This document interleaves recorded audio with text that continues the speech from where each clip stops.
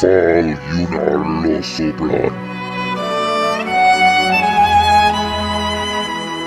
Untin Koriol.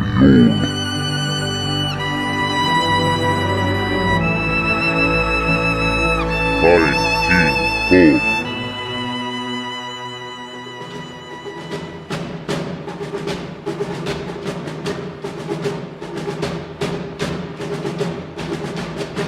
From the far corners of the Faestrian Empire, heroes have been called forth by command of the Imperial Regent to carry out a mission critical to the fate of the Empire. They gathered in the Great Pyramid of Mastaba and received their godlike task.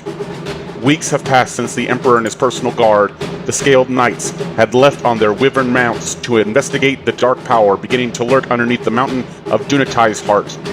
Rumors abound, and nefarious factions of the Empire seeking fortune in the chaos of their missing liege have begun to sow rifts of treason amongst the people of Faestria.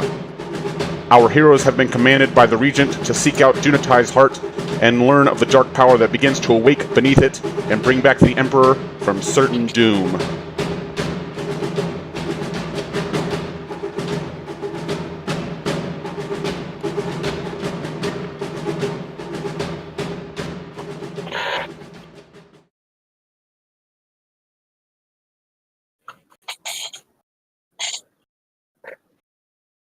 And we are live. Oh, man. All right. Welcome, everyone. Hello, hello. Welcome. Howdy doody. Howdy, howdy, howdy, howdy. Welcome to a very special episode of Forever DM No More. We are down a couple of people this week. And last week we were unable to stream due to the weather conditions and travel for myself. So, Kris was supposed to run a one-shot last week, was then unable to do so, so we decided that he was going to run it this week. And I actually get to play! Yay! Which is new. This is my first foray into actually being a player and not a DM. Now hold up, is that like forever? Like this is the first time ever Yes, you being sir. a player? Yep. Well, Oh. I should clarify. What? No, hold on. I did go to a gaming store one time when I was very first starting to get into D&D, and I was run through like a 20-minute long introductory quote-unquote session, and I heavily used the air quotes because it was really just a guy explaining how to do a character sheet, and like we fought one thing, and it was Awesome. really short and not anything. So, this is my first real foray into being a player. So, let's see how this shit show goes. Kris is going to kill me. Maybe. So, as you all Maybe. should know, I am generally known as the Friendly Dungeon Master. However, tonight, my name is Hobart. With us, gentlemen, introduce yourselves, please. Alright, I'll go first. I am Christopher, also known as Innkeeper's D20, and I'm gonna be the DM today. Good luck. Yeah. Woo! Oh, Hannah's in the chat. Yay! Hannah will be joining us later, comes the Hannah. by the way. Here comes a Hannah. Yay. Okay, and next. I am Quentin. I'll be playing Ibrahim Moises, the total barbarian sailor, just trying to get home. Nice. Good luck with that. I don't think you're getting home. No. All right. And All right, who are you? I'm Jeremy. I'm going to be playing Babarus Tiberius Snuffleupagus, the level 10 Loxodon cleric. And you can call me Babar or Snuffy for short. Snuffy. I love Snuffy. It's pretty legit. All right, and I guess I should say who I'm playing. I'm playing Sturgis, the Goliath Bard. So, yeah, it's gonna be fun. All right. Real quick, shameless plug on behalf of Hannah. She wanted us to mention, and we are happy to mention that she is currently taking commissions for artwork for D&D characters or just game characters in general. It's super inexpensive, and you can find her at Sansa Stark Kin on Twitter, or Princess Pomegranate. And like I said, she'll be with us later, so if she wants to say anything else about that at the end of the stream, she can do so. But it's $7 for a headshot per character. So just send her a message and get yourself some really, really nice looking artwork. She's really good, and we like what she does. So help her out and spread the word. With that, are there any other announcements that need to be made? Any other things that need to be said before we dive in? Nope. Okay. With that, I'm going to turn it over to Kris. All right. Good luck, gentlemen and lady Hannah, who will be joining us soon. All right.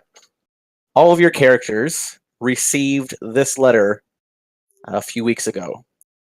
Honorable servant of the Faestrian Empire, you are summoned to the Imperial Pyramids of Mastaba by order of the Crown Prince Arestor Tarragon. Send word of receiving the summons and present yourself to your Imperial Liege's court within one rhythm of the Fey Moon. By rights as magnate of the Empire, you must now serve your mandate as Akun Dalar. By my lord's command, regent to the Crown Prince, Aegeus Faykin. Years have passed for all of you since you last gathered together in the Hall of Journeymen, the fabled guild of heroes in the city of Mastaba. Some of you have been seen as fortune seekers and mercenaries. Much has changed, however, in those years, and you are of the few who remain of the original journeymen. Monsters, wars, adventures, and time have all taken their toll. After you had met with the regent and were given the task, you began boarding the Imperial airship, the Wind's Banner, and began your day-long journey to the heart of the Wormspine Mountains, known as Dunatai's Heart. Each of you slowly made your way towards the airship, which is of gnomish design. Airships are built and set sail by fusion of a fire and air elemental. The gnomish airship is captained by Conius Featherwipe. Each of you spell Conius? Conius, Coneaus. What was that last name again? Featherwipe. Okay. Yes. Okay. No judgment. Captain Featherwipe. Yep. You each begin to board the vessel one at a time as the gnomish crew look on. Let's have our turtle introduce what his character looks like first. Well, he's a plain dressed turtle man.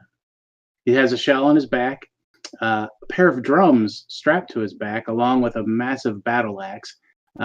Scarred, wrinkled, weathered skin, but carries himself not meekly like a turtle. I mean, he's small, and he's actually, once he's boarding the ship, he's more inspecting the ship, not so much in interacting with the gnomes or interacting with the crew on the ship.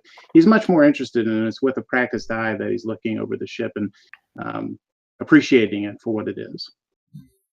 As you're inspecting around the ship, Conius slowly approaches you and just kind of coughs to get your attention. I believe that you and I shall have an understanding that you will not cause any issues aboard my vessel.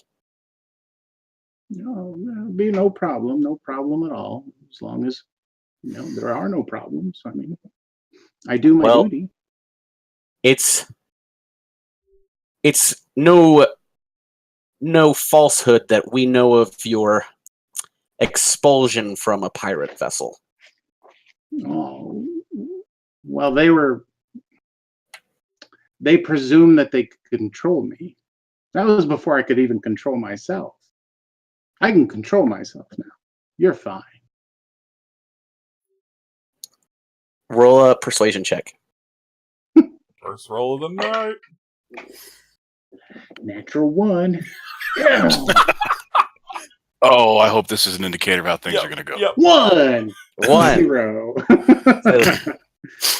It would do me and my men a great kindness if you would set your weapons down in the bunks and not have them on top of the bow of the ship.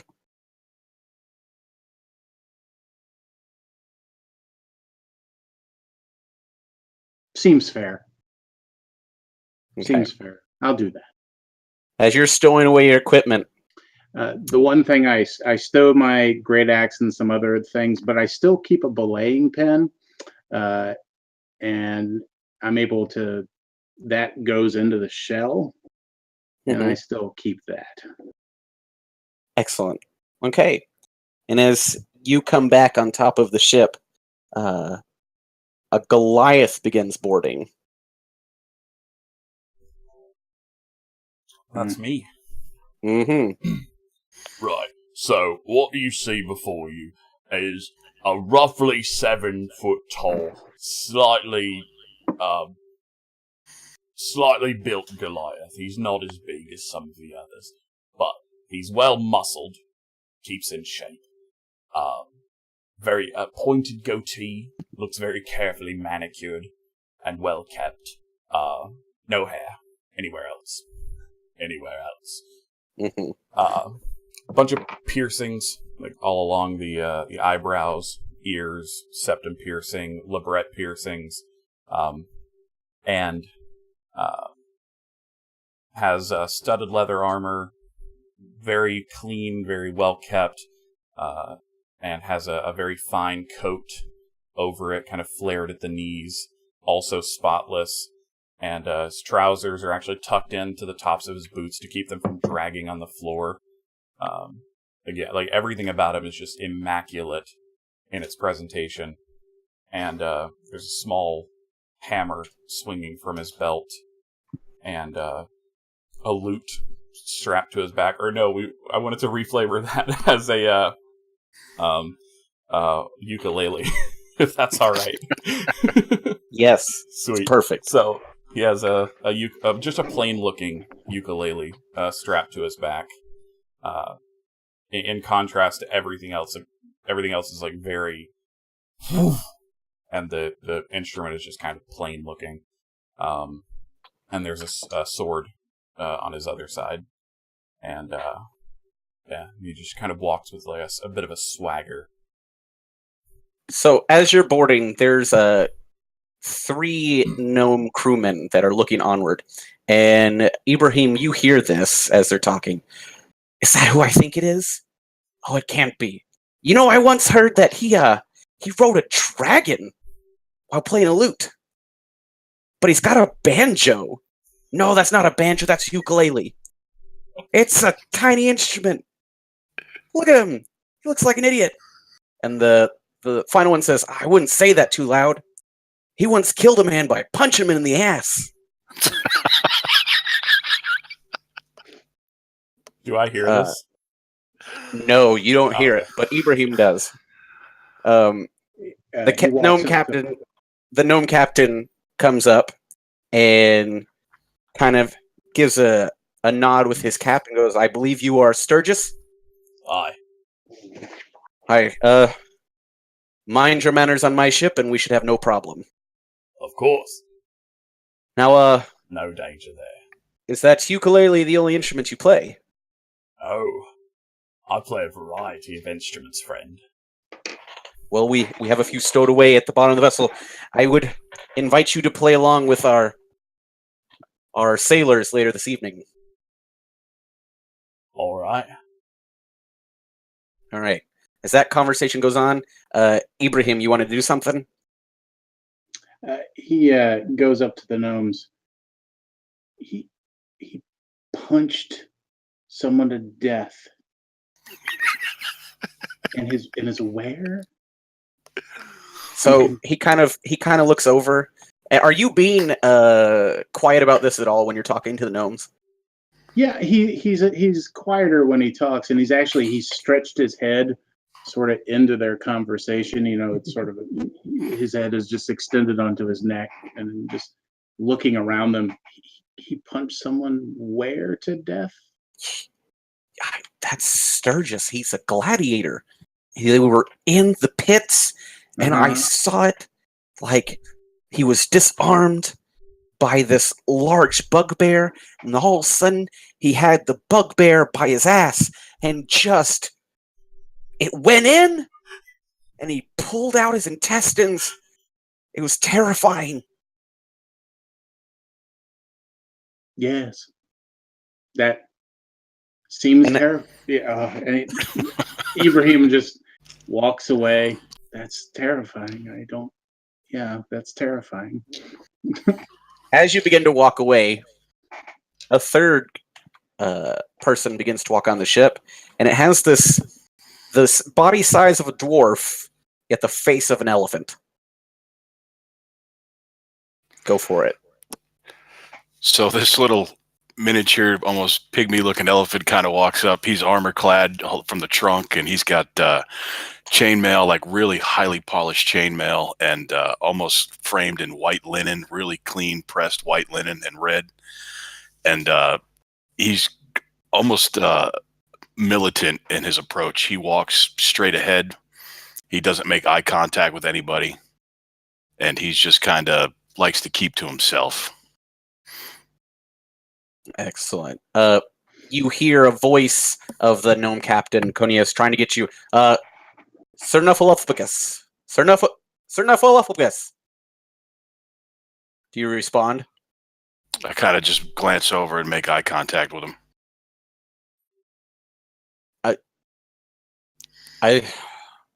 How does one say a greeting for you elephant folk?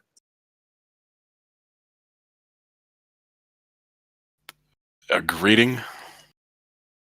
Most of us just wave. Well, welcome to my ship. It is... I must say I've never seen one of your kind before. Mind your manners on my vessel, and there shall be no issues.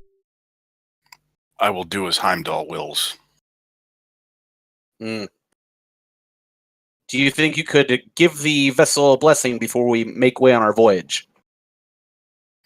Perhaps. Nothing is free, though.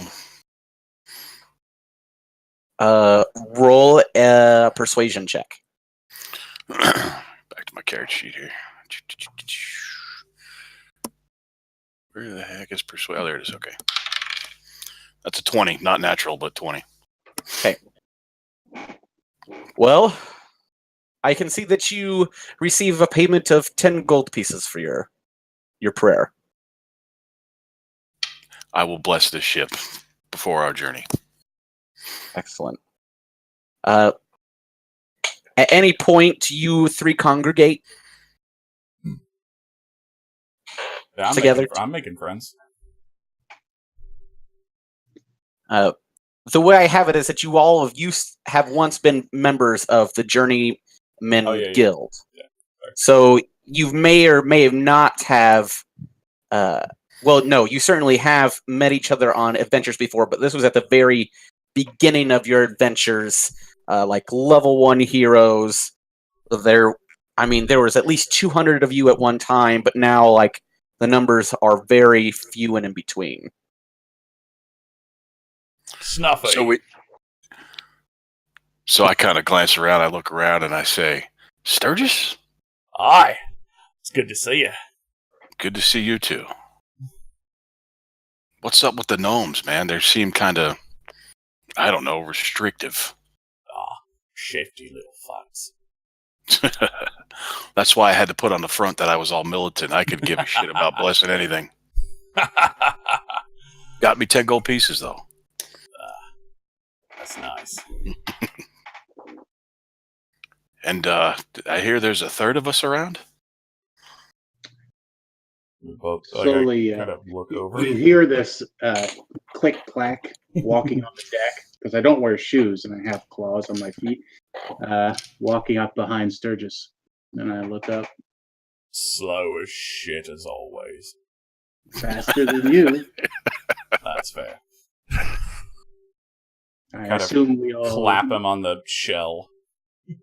I kind of I raise back up. Thank you. I'm assuming we all received the same letter. Aye. Yes. Hmm.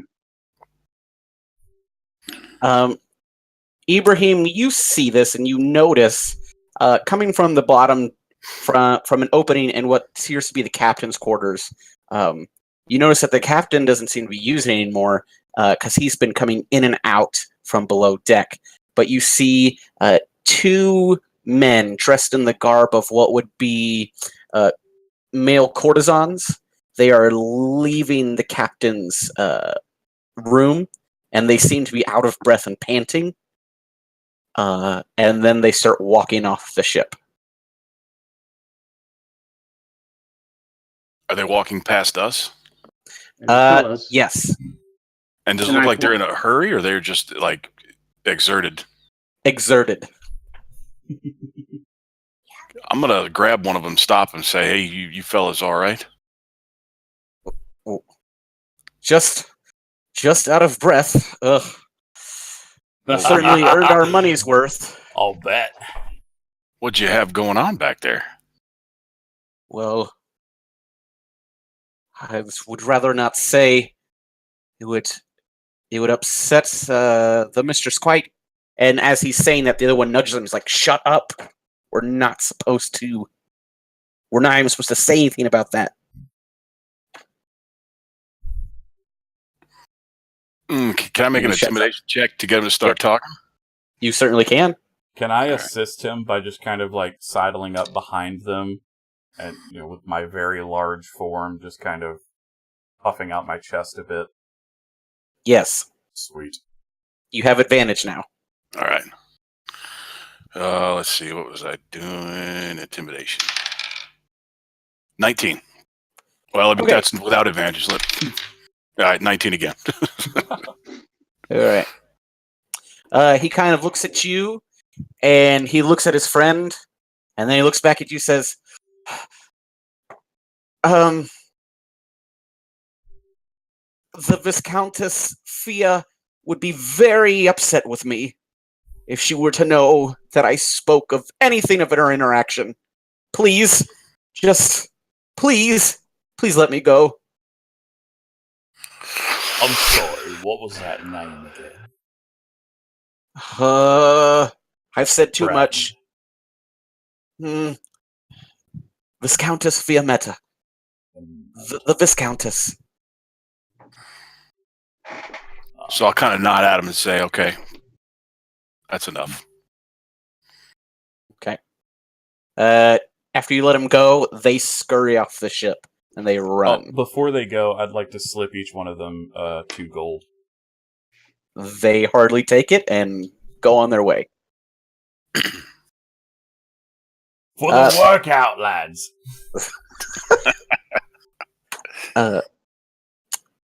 Are any of you wanting to explore the ship before it takes off? Is there anything you want to look at particularly, or just wait for the captain to give the go-ahead for the ship to depart? Did we see the room that those two came out of? You did see the room that came out of. It's on the main deck, and they're very pristine doors made out of a very beautiful rose wood oak. And they have gold lining on the edges and decorative, but you can't see inside the room. The windows seem to be blacked out. Okay. Sturgis, you want to get yourself a workout? Not my type, I'm afraid. All right. And it was Princess Viametis? Viscountess. Viscountess. Okay. All right. All right. Do we know that name? You do. She was once a member of the Journeyman's Hall as well. So we would know her and she would know us. Yes. I go up and knock on the door. I'll follow. I'll go with You knock on the door, and all you hear is a voice that says, "I'm retired for the evening. No, thank you." But it's Ibrahim. And No, Snuffy. thank you. No, thank you. Hmm. Give me perception checks, please. Okay. Natural 20. 18. Okay, so you realize that although you 21. recognize the voice, you can tell it's coming from a magical device, like it's on repeat. So anytime you hit the door and you test it, it says the same thing over and over again. No. That seems strange. I didn't hear you say it again. That seems strange. But it seems like her, though, doesn't it? Aye. That it does. This could be a ruse. She might be injured. Especially two strange men running out of this room panting.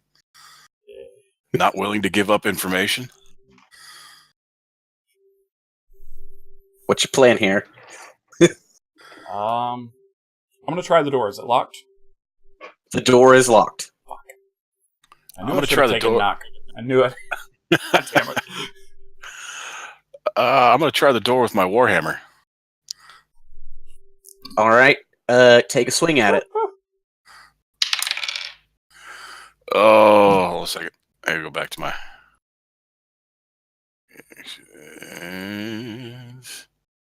That's 17. All right, so you hit it, and just a large clang as you feel the hammer hit the wood, and it breaks through the wood, and it just kind of puts a dent in this metal sheet of Nisian iron that is inside the door.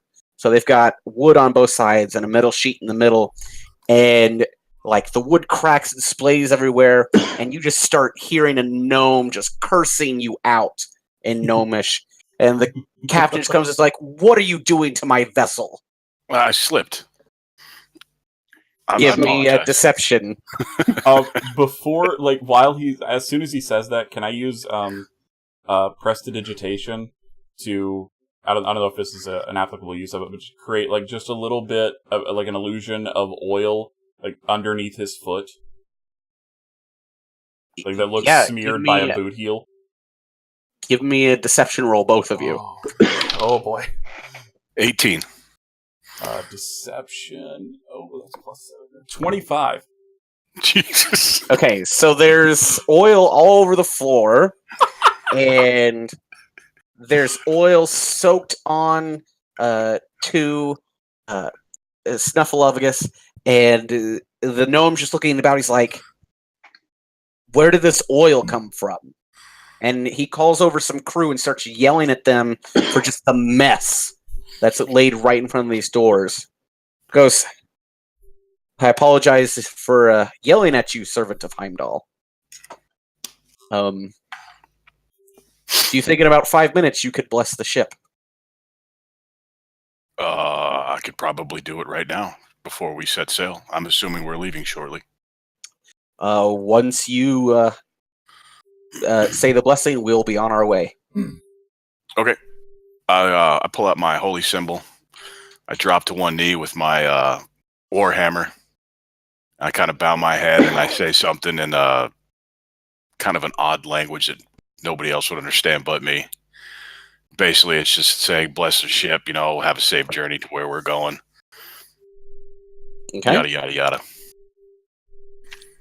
After you finish, the captain begins calling out orders, and the gnomes start untying the airship from its docking.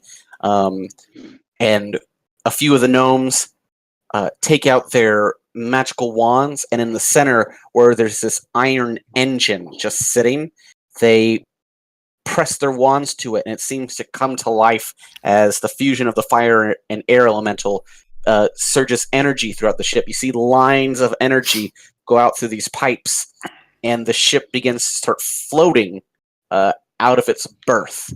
And then in the front of the ship and in the back of the ship, there are 2 rings of fire that are encircled with these bubbles of air that are pushing the ship forward.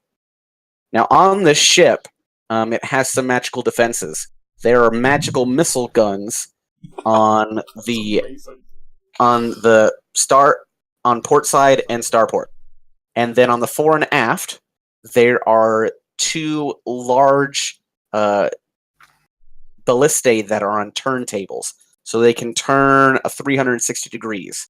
There's no mast on this ship because of the 2 turbines at the front and the back of the ship. As it slowly takes off, and then it brings itself just above the clouds. Any questions? What time of day is it? You guys are leaving, I would say, around early morning. In our adventures, I have to assume we've ridden on these before, or at least seen them. You have seen them before. They're quite common for use with the Imperial Navy. After it's here, give me a history check. Can I do it with advantage with my background? Yes. Yay! That's good. 1 and a 20. So Okay. 20. So after the Great Gnomic Wars, there was a treaty involved between the Faestrian Empire and Glittergold Port. And Glittergold Port is the capital city of kind of the Gnome Enclave. So they have their gnomish banking entities and then their clockwork industries. And they receive protection from the Faestrian Empire, but they also build ships, clockwork weapons, and items that are just for use within the Imperial Army and Navy. So they make a lot of siege weapons. These ships, this is a smaller vessel. It's about the size of like a caravel. It's not a battleship, but it could definitely hold its own against rocks, the great flying beasts, or wyverns. And what's the name of this particular ship? Does it have a name? The Wind Banner. The Wind Banner. Okay. I'm going to find either, not the captain, but like second or third in command. Mm-hmm. And just because, I started in sailing ships, actually on the sea or the ocean, this is all new to me, and I never worked on one of these ships. So I become very annoying and asking very mundane questions that every one of these gnomes knows by heart, but I have no clue.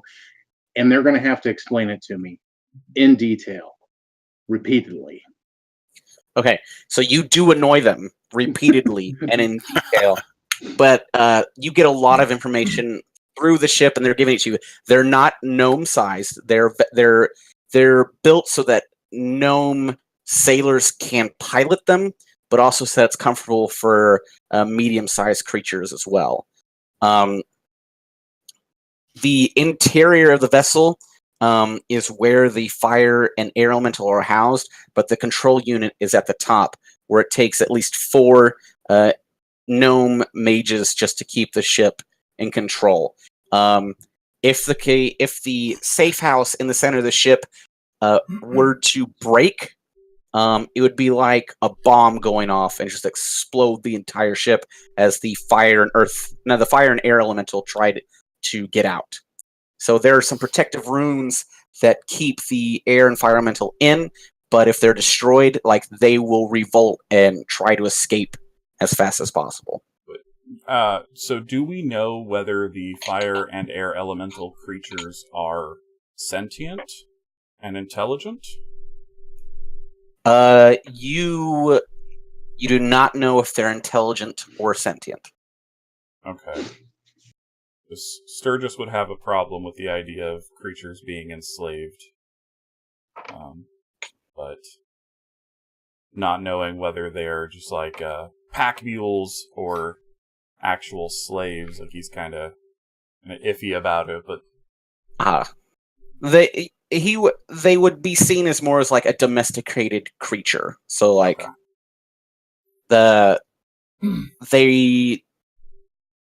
they're still wild, but they've been tamed so much. I would think of it as like wild horses. Okay. The way the gnomes think of the elementals is like wild horses that they've just tamed. Okay. They have the ability to do so. All right. Any other questions or anything you guys want to do on the ship? I'm assuming there's areas below deck. Yes, so there is a kitchen below deck. There is a canteen. There is essentially a rec hall for when the sailors are taking their time off where they can eat. And there's a few tables where they can sit and play card games. There's also in the center, there's a specific thing that's called Gnome Ball. And they can, what they do is they have controls and they have these little clockwork football characters, essentially, where they can run up and down the middle of the field. It's fantasy foosball. Well, it's more like Blitz, Okay. where the clockwork things like will destroy each other, and so they have these crates just set up.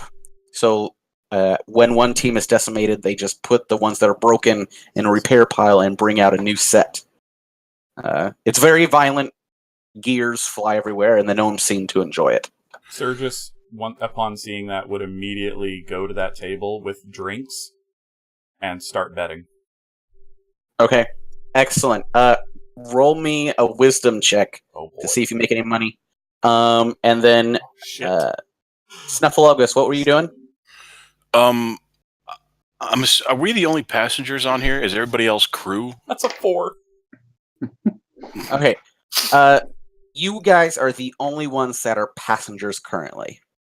And this vessel could hold up to 15 to 20 passengers that are not crewmen. Okay. So I'm going to kind of wander about the ship and just kind of check it out. And if I catch anybody, I'll probably ask them, hey, do you know who the princess is that's locked in that room upstairs? And what's the deal with that? Sure. Give me a persuasion check. And Sturgis, roll me 5d6, please. Oh, Jesus. That is a nat 20, by the way. That's 22. Okay. So the information you got from the gnomes is that it is a Fire Genasi monk who's very well known for her sexual appetites and voraciousness. Of course. Sorry. So I rolled 20, by the way. You rolled 20? Yeah, Okay. I lost 20 gold, I assume. Yeah, you lost 20 gold pieces. Okay, and one of the biggest things that you've heard from the gnomes as they've been talking to her is that she may have possibly murdered some of her adventuring companions in order to take some of their fame. That doesn't sound good. Yeah. All right.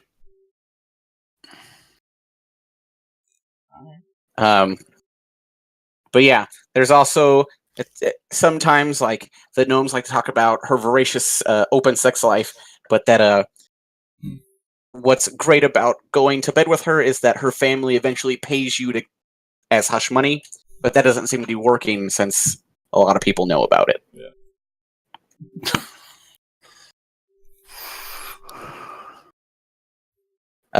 Ibrahim, is there anything else you want to do besides? Well, no, you're annoying the crew. Like you've Yes. dedicated yourself to that. And Yes. I should know, like, Sturgis is drinking pretty heavily throughout the day. Like, starting in the morning and just continuing. Just no real filter on that. Like, he's just knocking him back. Great. Do the Goliath have anything in their constitution about not getting drunk? Nope.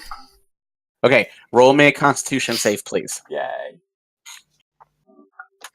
Oh, okay. So natural 19. 22. Oh, okay. So save, still 22. Okay, so you're going to get advantage on all your strength checks because you've been drinking, so you're not going to feel pain. All right. But you're not going to lose anything. Like you've been able to maintain it and keep it in check as you've been imbibing. How long does that last? That'll last just for what's about to happen. So just hold on for that All right right. All right. now. Let's see. Ibrahim, you see this with your wonderful perception. hmm And so does Babar. As eventually both of you get on the main deck. And you see in the distance a wyvern that seems to be kind of limping along, and with your keen eyesight, you can see that it's dripping blood and that it's wearing a saddle. I grab whatever crewmen arrived in, haranguing. Is that normal? No, it's not normal. And he starts yelling for the captain. He's like, "We've got a wild wyvern heading this way." And the captain's like, "All right, we should change course. We don't want to deal with anything not on our schedule of getting people to where they need to go." They don't see the saddle, I assume? You said it had a saddle on it, right? Yes, I did say it has a saddle on it, but the gnomes cannot see what you're seeing. Their passive perception is not high enough to see the saddle. They think it's just wild. So I guess one of us will explain to them, hey, that thing's bleeding and it's got a saddle on it. Hey! All right. Here. Yes. So horny as you're monk has talking, arrived. as when you're talking to the gnome sailor, the doors open of the captain's quarters, and out walks a fire Genasi.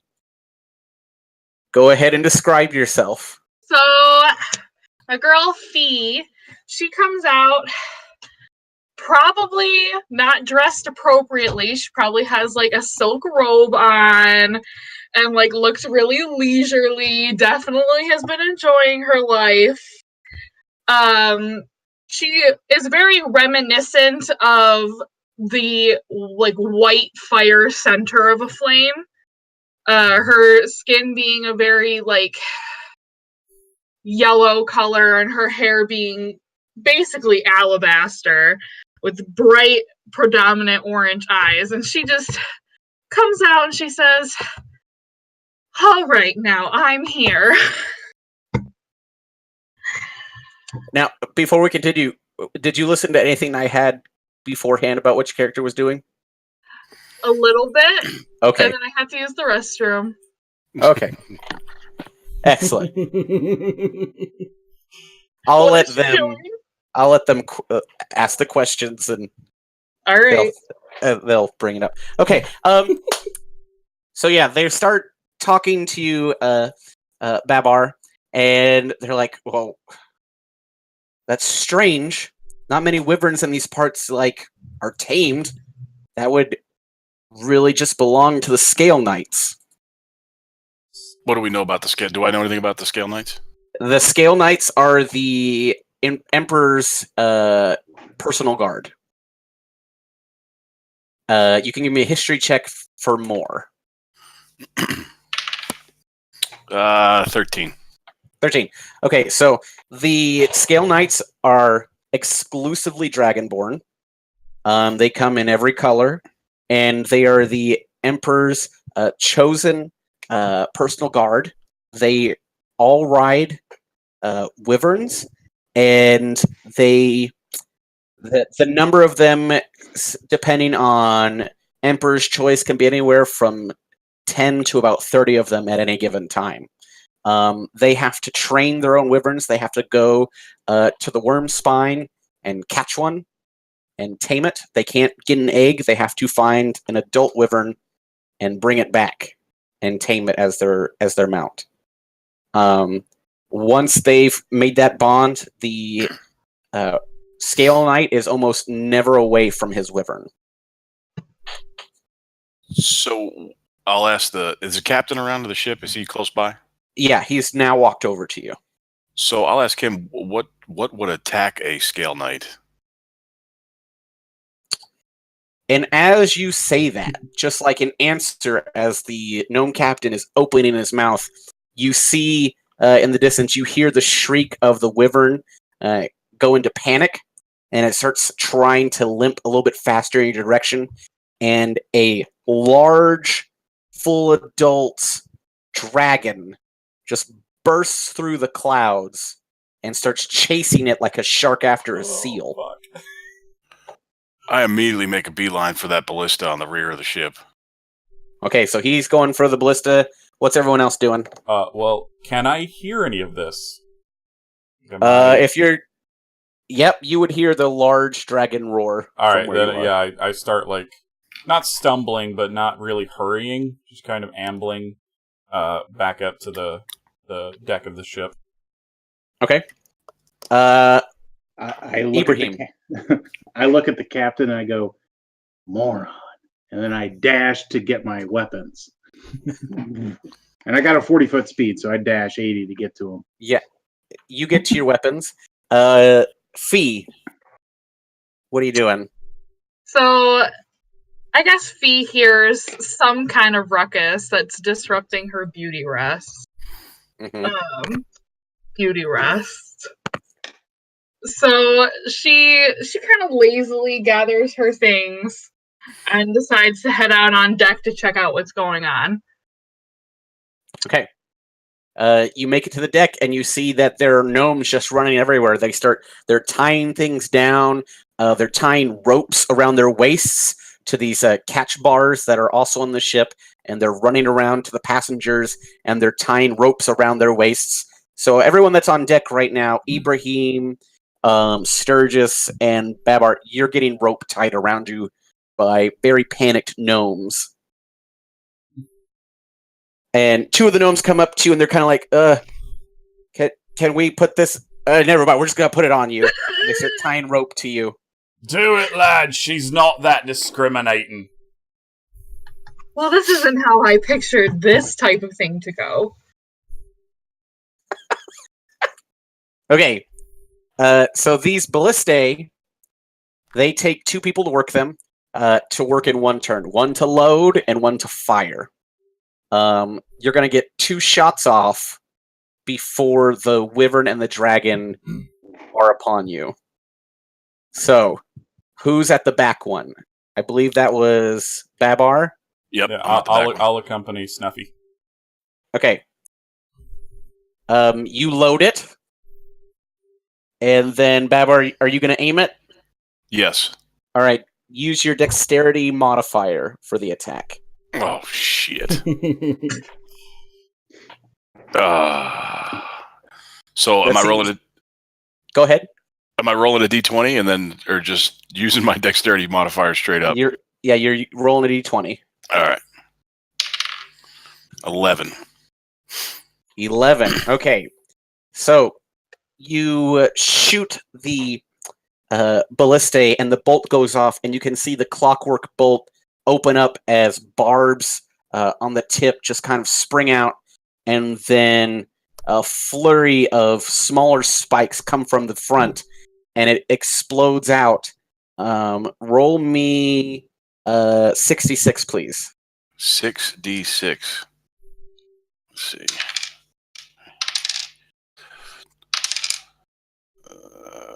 12.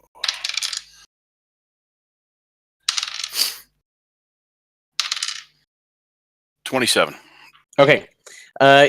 You see them, this burst of 27 new pronged barbs just fly out, and they just undershoot the dragon and fall beneath the clouds. What, did your trunk get in the way? Wow, that was epic yet disappointing. Perhaps you should have a try. I'll load, you aim. All right. All right. You load, and now you can aim. Now, you have some options to load from. There is the boom boom sticks, and they're labeled next to it. And then there is the Dragon Slayers. And then there's ones called the Gnome Surprise. Oh, go for the surprise. Dragon Slayer sounds pretty key, but I don't know. Gnomes are kind of. All right, we're going with gnome surprise. All right. Okay. It's like hopefully it's like a nuclear warhead or something. All right. You put one in, and you load it. All right, and you're ready to fire. Sturgis is firing.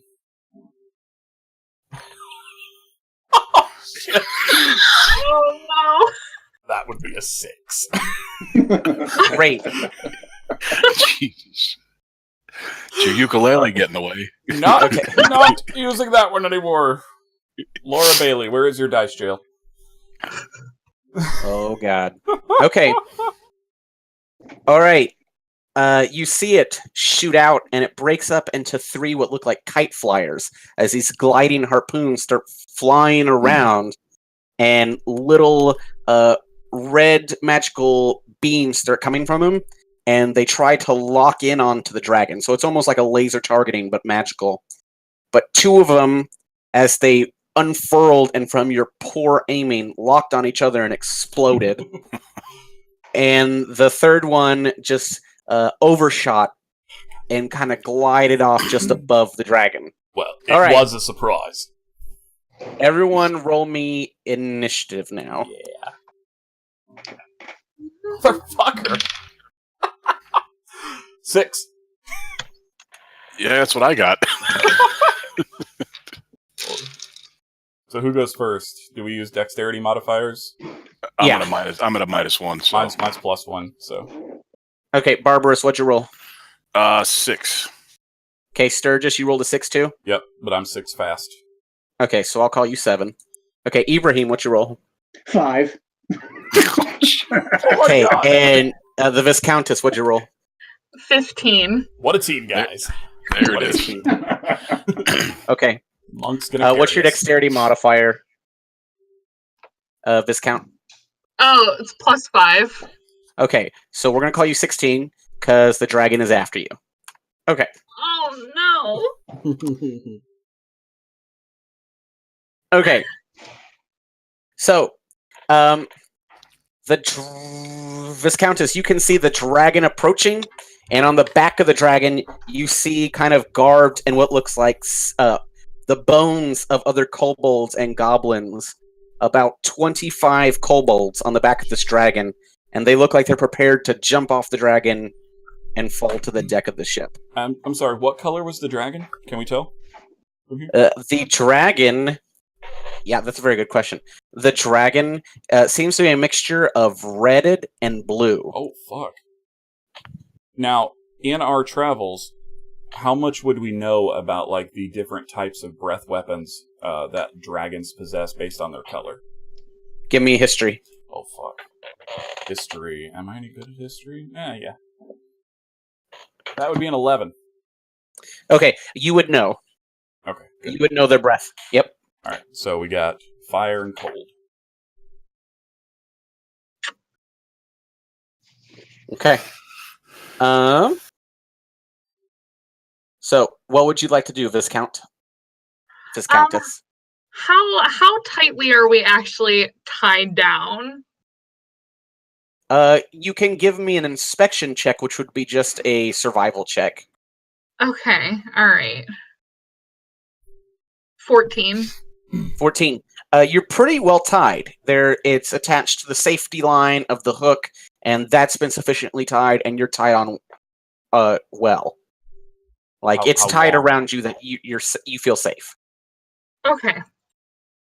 Safe, but kind of stuck in one place. So the rope it's set in the middle of the ship, and so you can run around the center of the ship with about, I would say, 50 feet of rope. So it's meant, if you're like pushed off the ship, it gives you enough leeway that you'll just be dangling from the vessel but not fall to your death. Okay. Alright, let me see. So, Fee-Cat looks around at the party and is just kind of like, I guess we're trying to kill this then. Aye. So she is going to, let me see. Okay, so she's going to use her hands to attack with her Yik-Ulwa, which is the weirdest name of a weapon ever. But, it's like a tribal spear thing. Mm-hmm. Just to attempt to strike, I guess, once it gets close. Yep. Go for it. Roll your attack. So is it like up on the ship at this point? Yes. Oh, okay. Fuck. Thought we still had a little bit. All right. It's a 21 to hit. Okay. Your spear hits it right in its shoulder blade. Roll damage. Alright. 1d8 plus 13 points of damage. Excellent. Okay. The dragon crests over after Fee slides her tribal spear into the dragon, and it just splays a cone of fire over the deck. Everyone give me a reflex save. That would be dexterity saving throw? Yes. Oh, that was God. almost really good. 16 for me. Great. 10. 16. 3. Okay. If you rolled less than a 12, so Fee and Babar, you're going to take... She does have a resistance to fire, though. Okay, so you'll have this. You're going to take only 8 points of damage, Fee. Okay. Babar, you're going to take 16 points of fire damage. Okay. And the rest of you successfully dodged the fire. Oh, nice. Okay. A first wave of kobolds lands on the deck, and they begin fighting the crew. Now, since we don't have a map, when you want to fight the kobolds on the deck, you're essentially just assisting the crew, and I'll let you... You don't have to run. You're just picking one of the kobolds, and you're striking it, because we'll say it's like mass crazy combat. So you can either focus on the dragon and do a ranged attack with a ranged weapon on the dragon, use a magic missile gun that's on the deck to shoot at the dragon, or load and shoot a ballista. If you get rid of all the kobolds on the deck, the gnomes can help you, and they'll get to attack the dragon as well and help load things, but they're too occupied with the kobolds on the dragon's back. Make sense? Yep. All right, so the gnomes and kobolds, they're on the same turn. They're fighting each other. Let's see. I'm going to roll...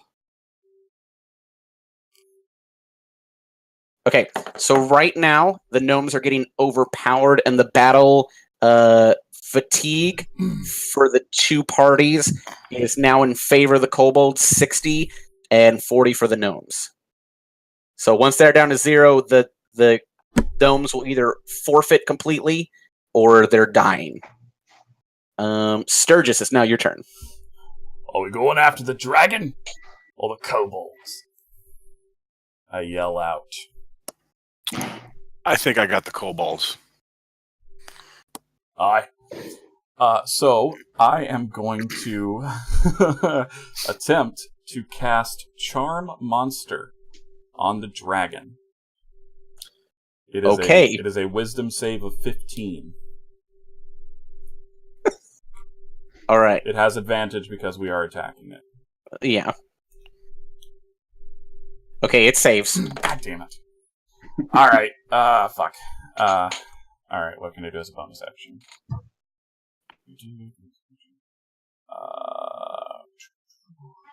Not really do much.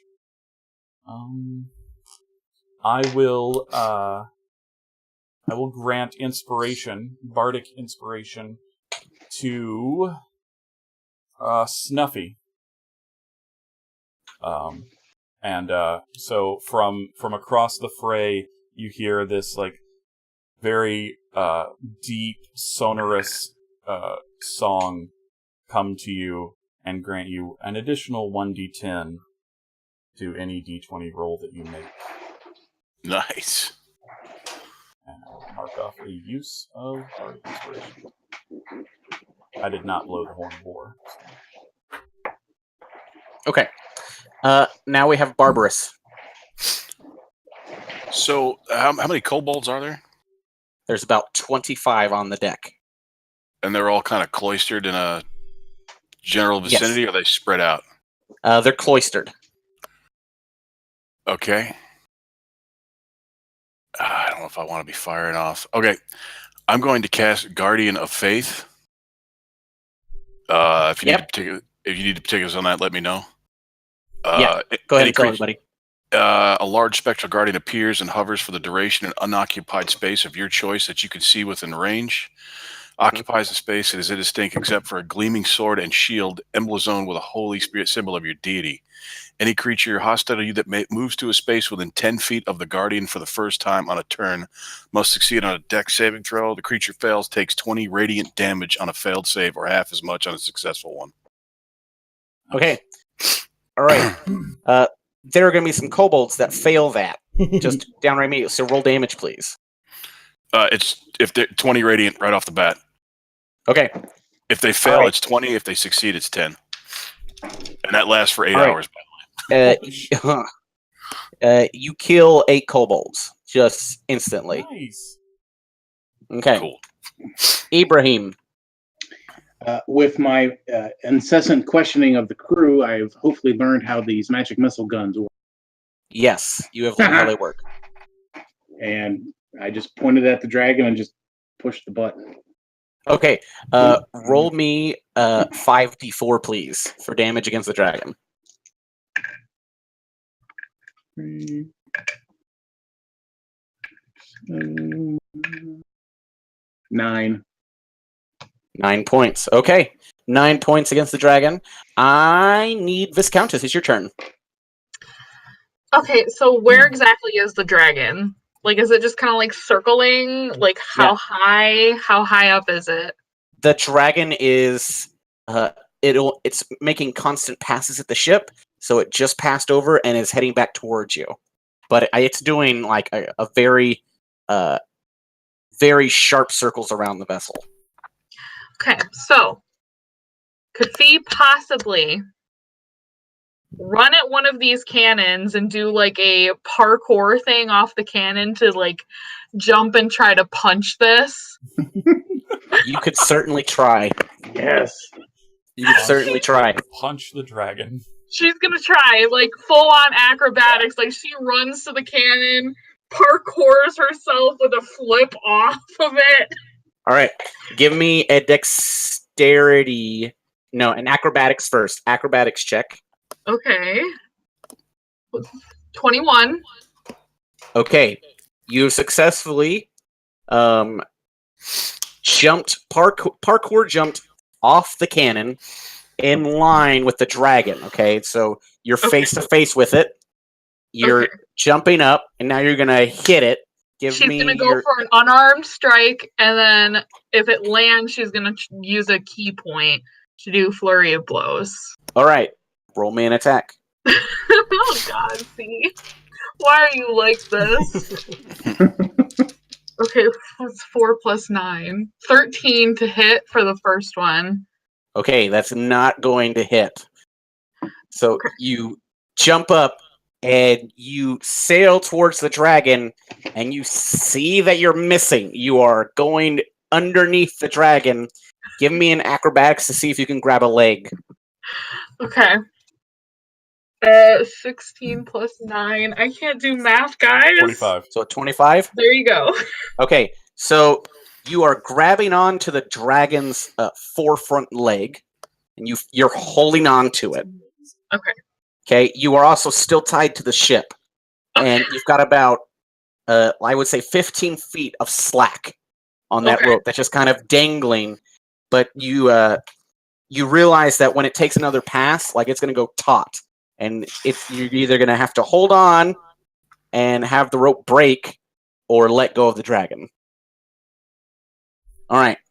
And on that note, are you going to do any bonus actions or anything? Are you done with your turn? She's going to try to make just another regular unarmed strike on like its foot. She's trying. She gives the group a thumbs up, then, safely tucks the thumb to go for another strike. All right, roll attack. Okay. I have to do more math. 17 plus 26 to hit. 26 will hit. Oh, it's a miracle. Okay, and that'll be D6 plus 5, 11 points of damage. Okay. And she's good. Probably All right, gonna hold on. I just had a friend said that they're watching that that they're having a sound issue. Let me check. Hold on one sec.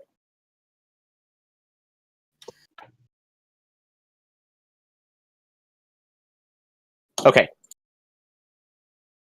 I just checked the live stream and it's playing sound, so I don't know what the deal is. Okay. I'll ask her if it's muted. Did you mute it? Okay. All right. So tell me that damage again. 11 points of damage. 11 points. Okay. So you're holding on to this dragon's leg and it's flying past. And everyone give me a strength check as it's going to do a legendary action and just shunt air at the vessel. Oh my god. Oh, Jesus. Come on. Oh, these dice are rolling terribly. 4. Bad. 18. 18 is good. 18. 23. 23. And what'd you roll? Okay, so did anyone roll underneath a 10? I did. Oh, Okay. no.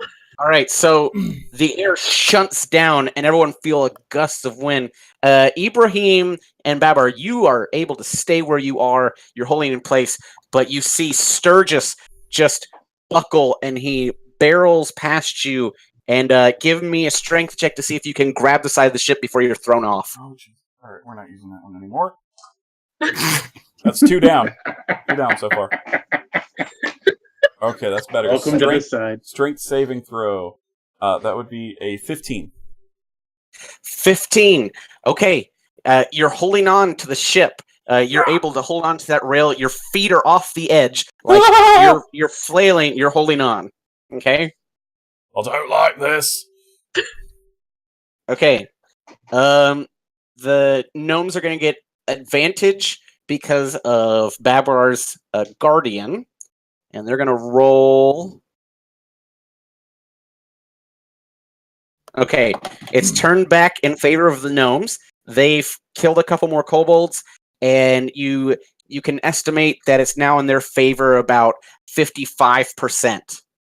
That they're able to fight back the kobolds just a little bit. Sturgis, it's your turn. Oh, fuck. All right. So I'm hanging off the edge of the ship. What will it take to pull myself back up? That's just going to take an athletic. It'll take an action. If you use your whole turn, you'll get up without having to make a roll. If you want to still have an action afterwards, you got to give me an athletics check. So if I make the athletics check, I'll still have an action? Yes. Okay, yeah, I'll try it.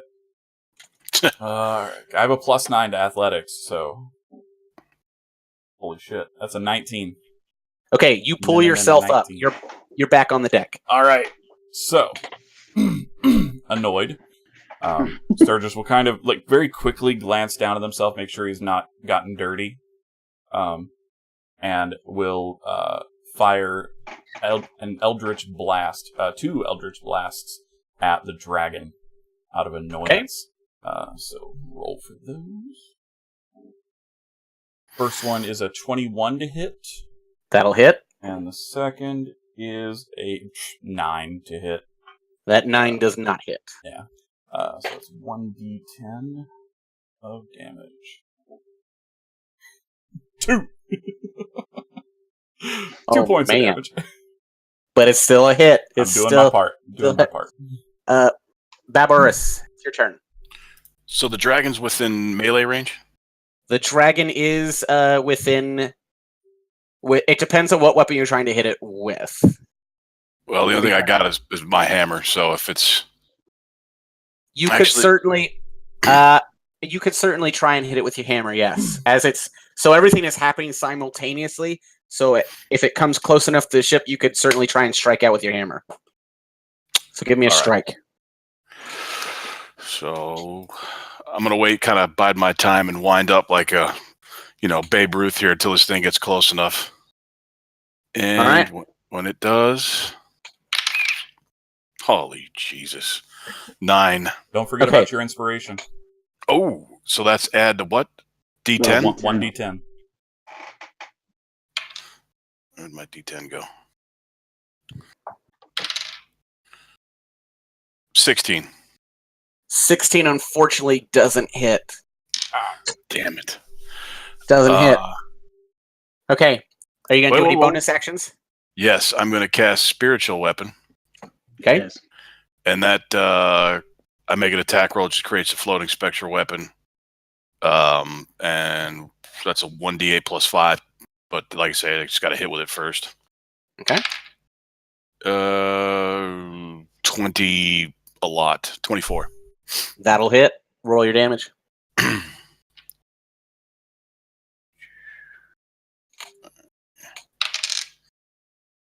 10 damage. I'm sorry, 9. 9. 9 damage. That's very good. Okay. Ibrahim, you turn. I turn it. I push the button to shoot it. Okay. Shoot the magic missile. Yep. Roll your 44 again.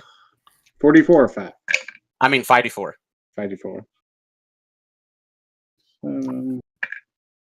9. 9 damage. When I shoot that, I look to Sturge as I say, get it to the deck. I'm more effective if I can hit it with my axe. Get it to the deck. I'll try. Okay. Viscountess, you are hanging for dear life on that dragon's front leg, the right front leg.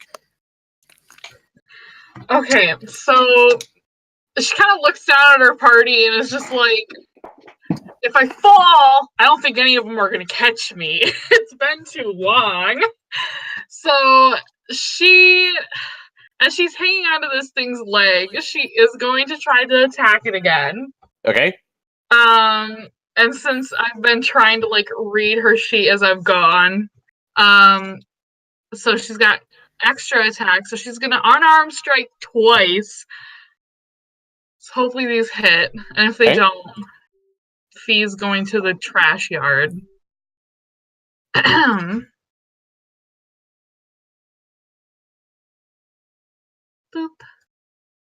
Okay, one of them was a 25 and one of them was a 23. Both of those hit. Okay, awesome. And then 16 points of damage, and then she's going to spend a key point to get 2 more hits in. So that's what monks do. Mm-hmm. Do. 18. For attacks, those don't hit. Oh, okay. She keeps hanging on. She's not giving up yet. Okay. You see, as you're holding on to the leg of dragon, you see something peering down of you from the back of the dragon, and it's got this weird purple cap on, and it's got this scepter that looks like a very small, shrunken head of a goblin, and it's just going.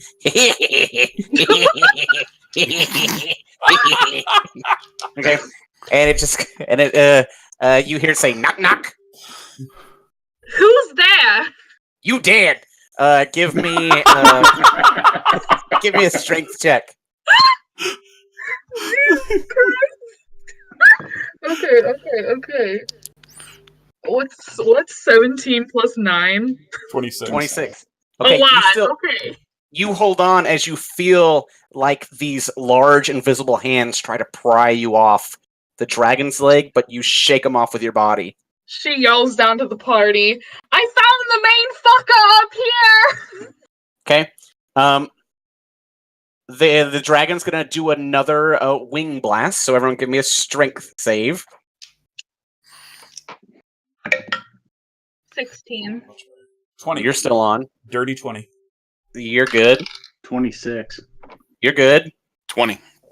Okay, so everyone seems to stay on the ship. You do see a couple gnomes fall off and start dangling on the ropes, but they're still attached to the ship, and a few kobolds just shirk off into the air and start falling down. What's the kobold count now? The kobold count, we're down to 10 kobolds. Okay. But you hear, who speaks Draconic? I actually think I do. Hang on one sec. I do. Okay, you hear in Draconic, bring out the boom boom. And you see as the dragon flies past one more time, you see two just swollen goblin bodies just tossed off the dragon, and they just kind of thump onto the deck of the ship, and like their bellies are distended, and they seem to be full of something. Boom, boom, no good. Okay. The gnomes and kobolds are fighting. We'll roll for them. Okay. It is now 70-30 in favor of the gnomes. Okay, and it is now Sturgis's turn. All right, let's get weird. All right.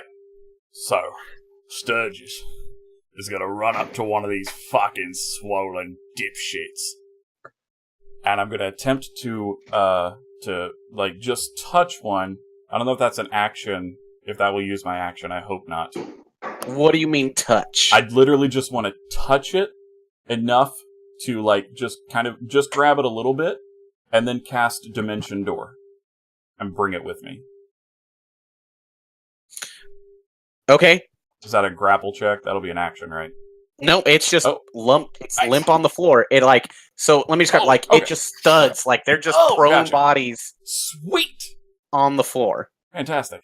Alright, yeah, so Sturgis just runs up and, like, very begrudgingly, even though his hands are gloved, touches the nasty body and casts Dimension Door. And I'm going to Dimension Door into the mouth of the dragon. Okay. With the explodey body. Okay, now with Dimension Door, do you need to be able to see where you're going? That was wrong thing. Any other spot within range, you arrive at exactly the spot desired. It can be a place you can see, one you can visualize, or one you can describe by stating distance and direction. Okay, so I need you to visualize the mouth of a dragon. Okay. Give me an intelligence check at advantage. That's not gonna go well. Oh no. At advantage, thank goodness. Oh, okay. 19. Okay. You and your study of lore, and you have an expectation of what a dragon mouth might look like. Okay? You and the very swollen goblin are now in the mouth of the dragon. Oh god. Okay? Okay. It's the dragon's gonna take a reaction. Okay. He's gonna try and swallow whatever in his mouth. Okay. Give me a strength check. Alright. Better make this good. Oh boy. Oh boy. Okay. Is this a saving throw or just a straight check? It's a saving. Okay. Straight saving throw is a 19. Nice. 19. Okay, so you're able to hold on to a tooth as like you feel the tongue just like dragging you further into the mouth, and you can hear it speak. You don't speak Draconic, no. But Babar can hear like, "Get into my throat," and just the goblin mass goes in, like it goes into the belly. Okay. Now we have As my bonus action, I'd like to cower. Okay, you're cowering. Babarus. All right. So there's still one more of these bloated goblin-looking things on the deck. Yes.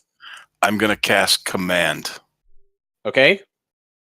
That is hold on a second. That's a DC 17 Wisdom saving throw on their part. Okay. You're successful at commanding the bloated goblin body. What would you like it to do? I'm gonna say fly. Okay. And as you yell this command at it, you don't see it move at all.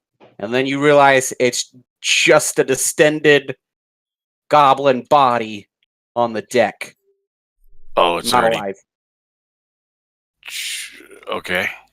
Now, that's funny to me because I didn't get across then. I would think that these are just dead bodies full of something. So if you'd like to take your action back and do something else, because Babar would see that it's dead. But I thought it'd be funny to hear you say command. No, I'll eat that one. Okay. But I will use. I still have my spirit guard, not my spirit guardian, but Spiritual weapon. No, the big guy up. I had a bunch of things up. I do have my spiritual weapon still.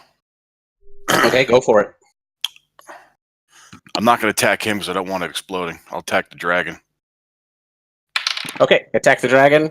That's 19. 19. Okay, 19 is just not enough to hit it, but I'll give you Heimdall's favor for +1 to your attack because you use command on a dead body. So, so you hit. Roll damage. 9. 9 points of damage. Okay. All right, Ibrahim. Well, getting that to the deck was not. Getting the dragon to the deck was not meaning go into its mouth. So he's confused about that. But he did see V point out the guy with the little scepter wand thing, right? Mm-hmm. Yes. Oh, okay. Well, I'm going to point the gun at him and push the button. Okay. Okay. Oh. 16. Okay. So that damage, you see this flutter of bolts hit that weird purple capped creature, and then you see the creature disappear, and then it's sitting on top of the gun that you're standing on, and just looks at you and says, "Nilbog no like you. Oh, no like." And then it points at you and says, "Now dance." Give me a wisdom saving throw. Before it does that, as a reaction, I activate my ring. It's within 5 feet of me. Yeah. Yeah, it takes 11 points of piercing damage from thorns. Nice. Okay. So you hit it, and you see the thorns just thread through its body, and it goes, "Nilbog has so much to do, not enough time." And it just falls down into the air past the clouds. Okay. Bye-bye. Viscountess, it's your turn. Okay, so if Fee wants to cut the rope, Uh-huh. is that going to use up her action or bonus action? That'll be a free action, cutting the rope. Okay, she slashes the rope. Okay. And she is going to use her entire 50 feet of speed to climb up the dragon's back, up its leg and onto its back. Okay. It's a moving creature, and it's not friendly. Give me an acrobatics check. It can do. 16. 16. Okay, you make it successfully up onto the back of the dragon. Okay. You see on the back of the dragon, there seems to be a winged kobold in a black garb, and he's just kind of like looking at you and making that sound. And there seems to be a large goblin body, and you see 2 other kobolds, and they're stuffing things into its mouth and into an open belly, and you see them sewing it up as well. Okay, she is going to use both of her attacks. Unarmed strike, try to fly kick some of these kobolds off. Specifically aiming for the one that's just fooling around first. Okay. Plus 9. 14 to hit. 14. Okay, that'll hit. All right. 8 points of damage on that one. Okay. And then is that one still standing, still alive? Nope, it's done. Okay, and then she's going to try to like roundhouse kick one of the ones that are like fiddling with the things, trying to stuff it in off the dragon. Okay. For an 18 to hit. That's gonna hit. 6 points of damage. Okay, so you kill it and you throw it off the side, but as you hit it, like it was still holding on to the goblin, and so it and the goblin start flying off. And because they hadn't finished what was inside of it, as it flies off to the edge, you see a kaboom next to the dragon, and hot air just hits the side of your face. Okay. Awesome. The dragon turns its head as it's flying and looks at you, Fee. Give me a dexterity saving throw, please. Oh boy, Fee. 17. Okay, you're going to take half of this damage. And then you're going to half it again because you're resistant to fire. So it was going to be 36 fire damage. Half that to 18, then half it to 9. Oh my goodness, what a blessing. Okay. I'm assuming this has like this. Nothing happens with the dynamite stuffed goblin in its gullet. Oh, that was just the beginning of the dragon story. We're going to talk about that in a second. Sorry. Okay. Just curious. You hear something come as you're sitting inside the dragon's mouth, Sturgis. You hear something like just a gross burp. Just like noxious gas just comes up. Give me a con save. Oh god. Okay, con save. That's an 8. Okay, you start retching. You're throwing up. Okay. Not on my robes. Not on my robes. Yeah. You get disadvantage on all attacks and saving throws. Okay. For throwing up, and then the noxious gas turns into an explosion deep within the dragon's belly, and it just rumbles through it. Everyone else on the deck of the ship sees just like the belly of the dragon just rip open and just guts shower onto the ship. Flying down and just past the dragon then like slumps on top of the ship. I need Barbarous and Ibrahim to give me dexterity saving throws to not get crushed by dragon body. Oh, God bless America. Sorry. 6. Okay. Thank God for danger sense and advantage with dex saves. I got a non-natural 20. Okay. You're going to take 25 points of crushing damage, Barbarous, as like the body of it just lands on you in the top of the deck. I need Viscountess to give me a dexterity saving throw to not fly off the dragon. And I need Sturgis to give me a saving throw as well. It's going to be strength to hold on to the dragon teeth as the mouth of this dragon is just hanging off the side of the vessel. I'm still tied, though, right? When you dimensional doored, you are no longer yeah. tied. God damn it. I was wondering about that after the fact. Okay. Strength saving throw at disadvantage? Oh, boy. Alright. Yeah, that's going to be an 8. Ooh. Okay. You are falling. You are falling out of the mouth of the dragon. Okay? And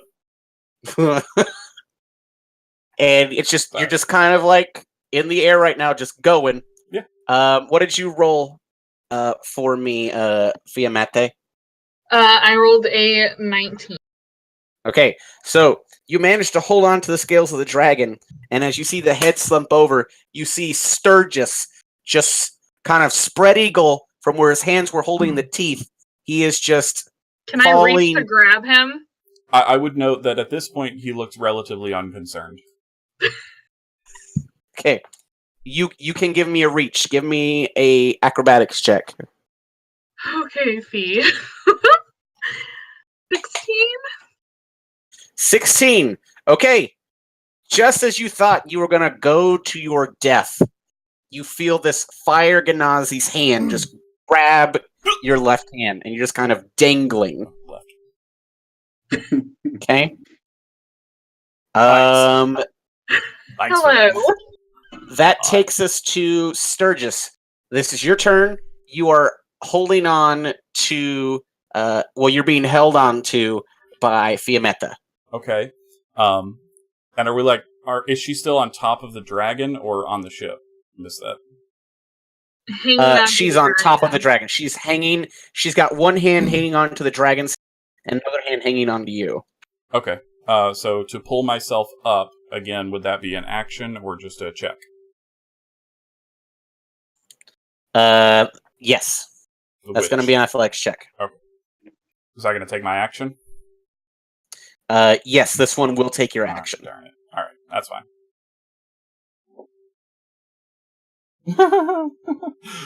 That's an 8. Oh wait, is it athletics check? That would make athletics. That would make it a 16. Okay, you are able to get up, and you're sitting next to Fee on top of the dragon's head that's just laying limp on the side of the ship. Okay. Barbarous, it's your turn. We still got one of the bloated dudes on deck? Yes. Okay. Is there any way I could, get some rope and kind of lasso this dude and yank him over the edge of the ship? You can certainly try. All right. What do you need from me? You have the rope, right? Yeah, it was tied to me. I could untie myself. Okay. So if you untie yourself, this is gonna. So you're doing this all very fast. Give me a survival check.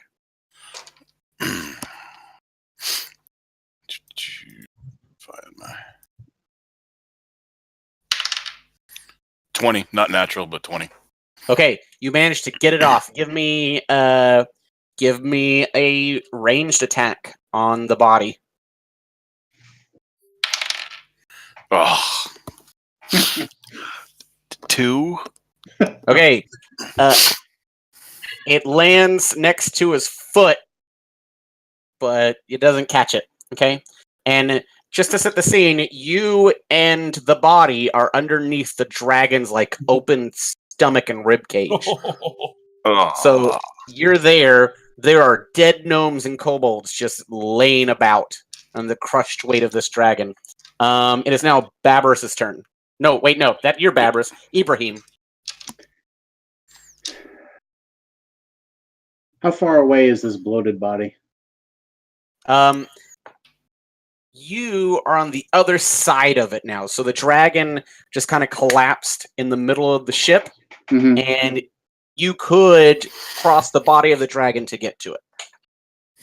Okay, as a bonus action, I'm going to dash as part of my totem. Okay. Dash to it. Whatever. Pick it up, run to the side, and just chuck it off the side of the boat. Okay, give me a strength check. All right. What is that? 13. 13. Okay, you manage to heave this thing off of the ship.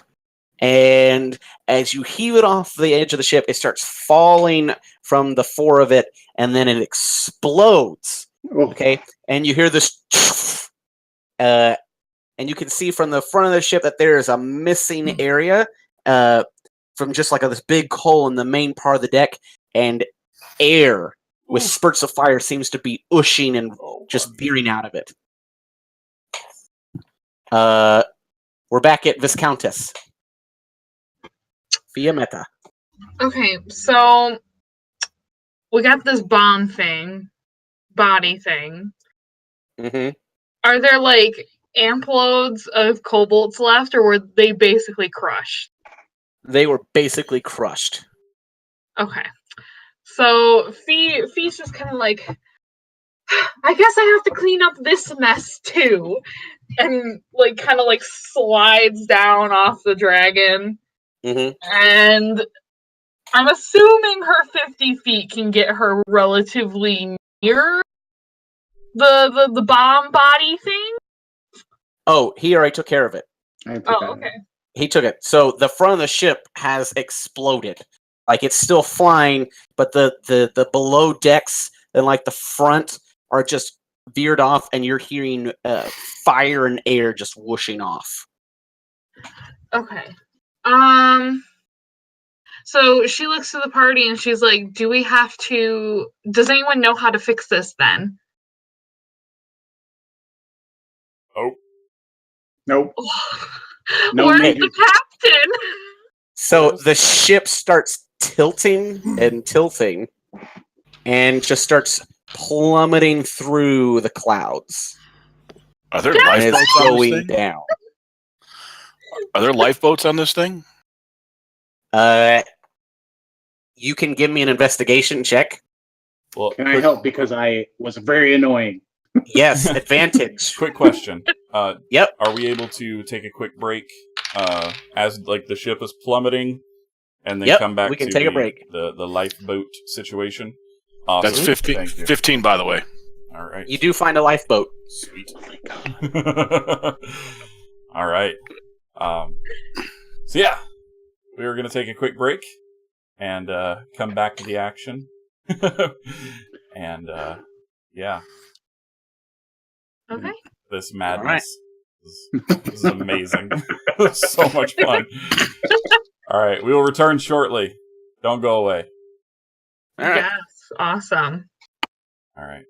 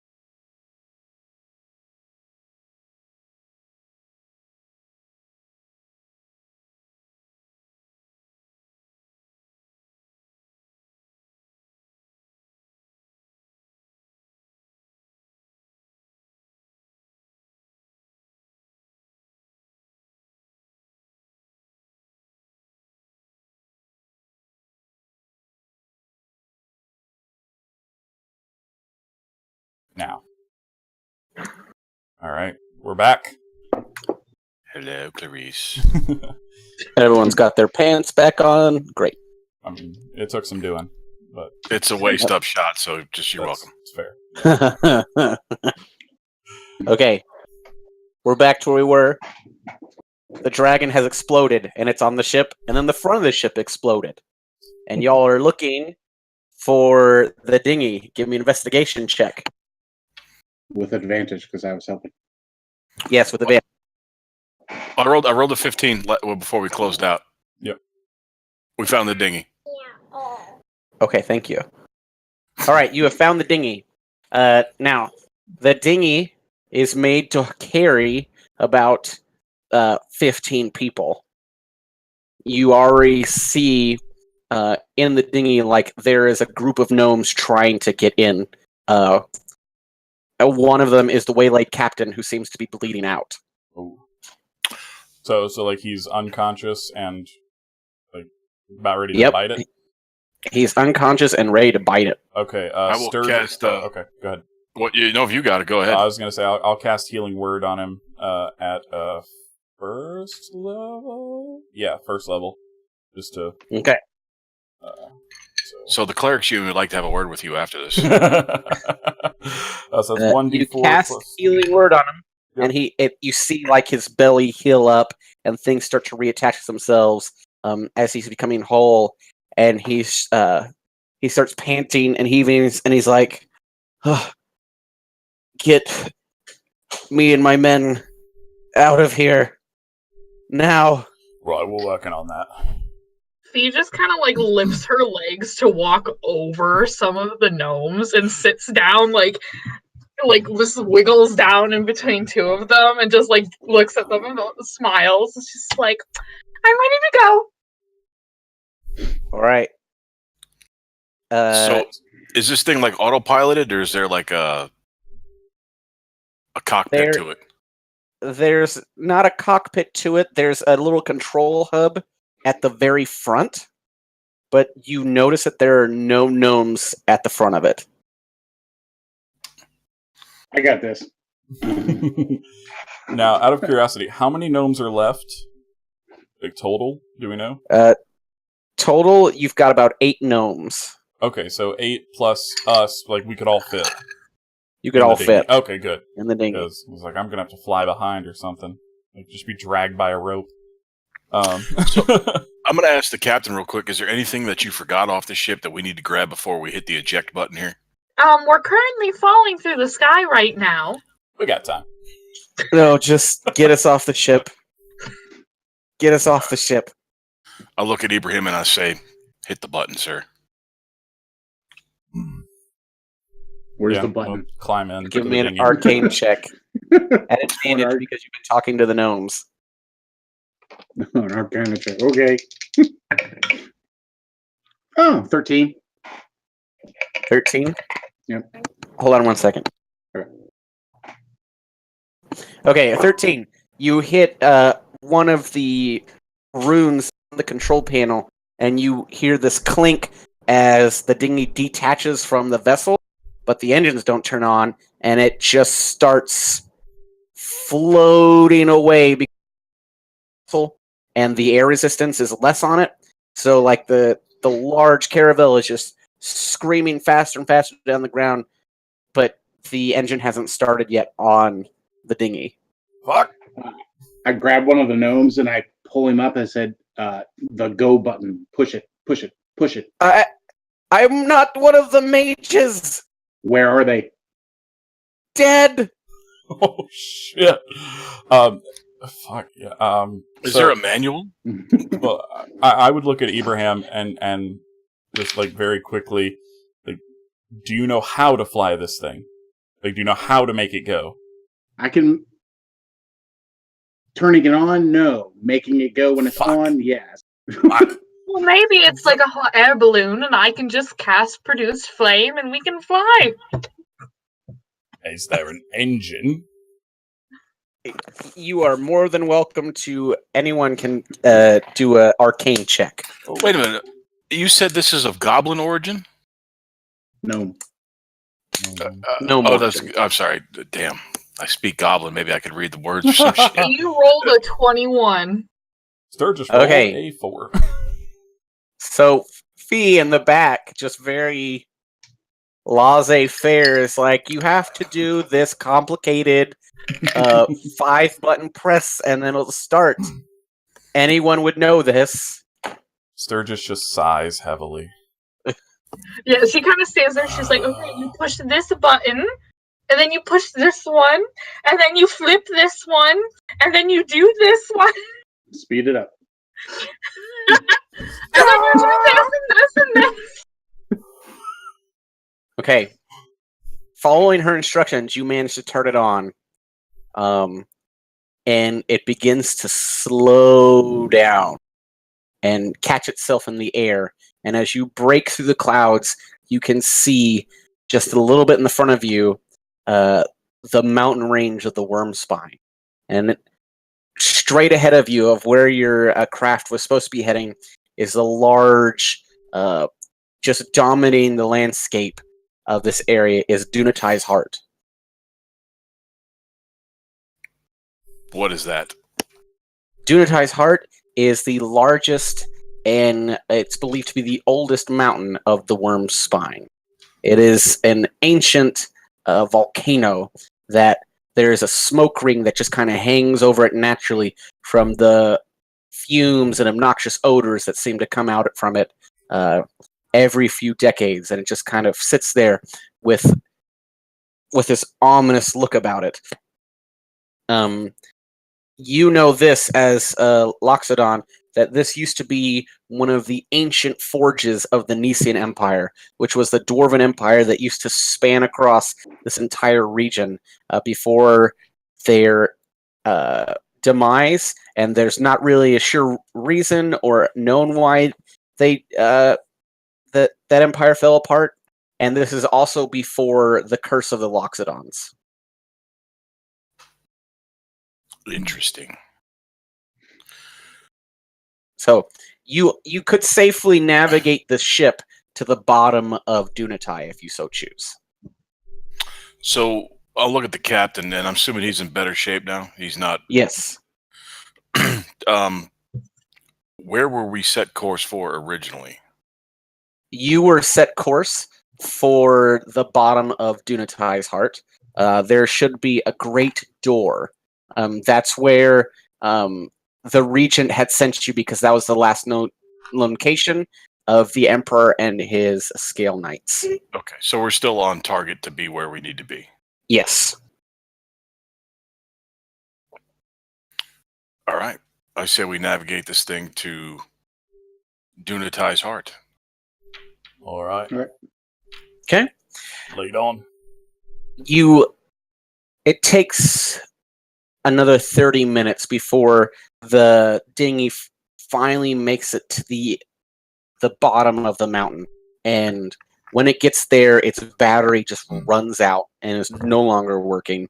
The gnomes start unpacking everything from the dinghy and are setting up a magical distress signal, hoping that they can get any Imperial ship in the area's attention. As you look towards Dunatai's Heart, you see a giant set of doors from an age-long past. They appear to be made of mithril, and they were crafted by fire giants. On top of the door, and separated in the middle, is a giant bearded face with 7 intricate braids that trail down the door. At the foot of the door is a pedestal with 7 runes, and each rune matches a braid. The braids are in a falling order from left to right on the door. Red, orange, yellow, green, blue, indigo, and violet. And then there's a panel right in front of the door with those same runes and the same colors. And then beneath those are 2 buttons, and one of them is in the shape of a horn, and then the other one is in the shape of like a hand, and it's the shape of a fire giant pressing a button, and then you can see next to it doors opening.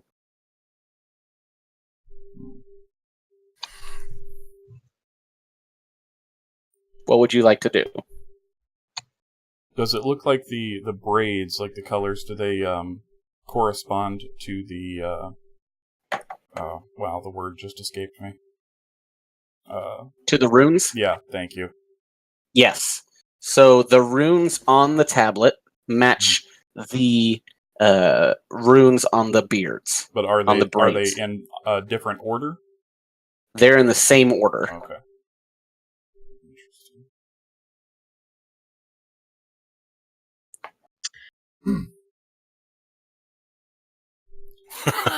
I'm not good with puzzles. Glasses over, Yeah. and his head slowly goes into his shell. Just like, nah, not what I do. Everyone can roll a history check, and Babar can do it with advantage. I don't know how Ibrahim knows, but I got an 18. Okay. Natural 20 for Sturgis. So it's a 23. Okay. 14. I don't know. I don't know shit. Okay. This is a runic call door, and these were crafted by Nisian dwarves as a way that the door would open through a code of pitched sounds. And each you can tell that if you press the horn, that each braid is actually like an organ pipe, and that each one will play a different sound, and that you have to push the organ buttons on top of the tablet in the same order that the pipes play. So it's like kind of like a Simon Says. Yes. All right. So I'll stride forward and push the button and listen. All right. You push the button, and this is what you hear. Bum, bum, bum, bum, bum, bum, bum. Oh, fuck. Okay. So we know that, like, do they have to play in ascending order? You know they have to play in the same... So you have to get the runes to play in the order that you heard played. Okay, I got you. Okay, so we heard... Okay. Okay. So if you press the rune again, you can hear the tones of each pipe, and you can also hear the melody that it wants you to play. Okay. So I'll start by pressing the red. Bump. Okay. And just keep going down the orange, yellow, green, blue, indigo, and violet. So I'll sing them in order. Bump, bump, bump, bump, bump, bump, bump. Okay. Shit. Oh my goodness. All right.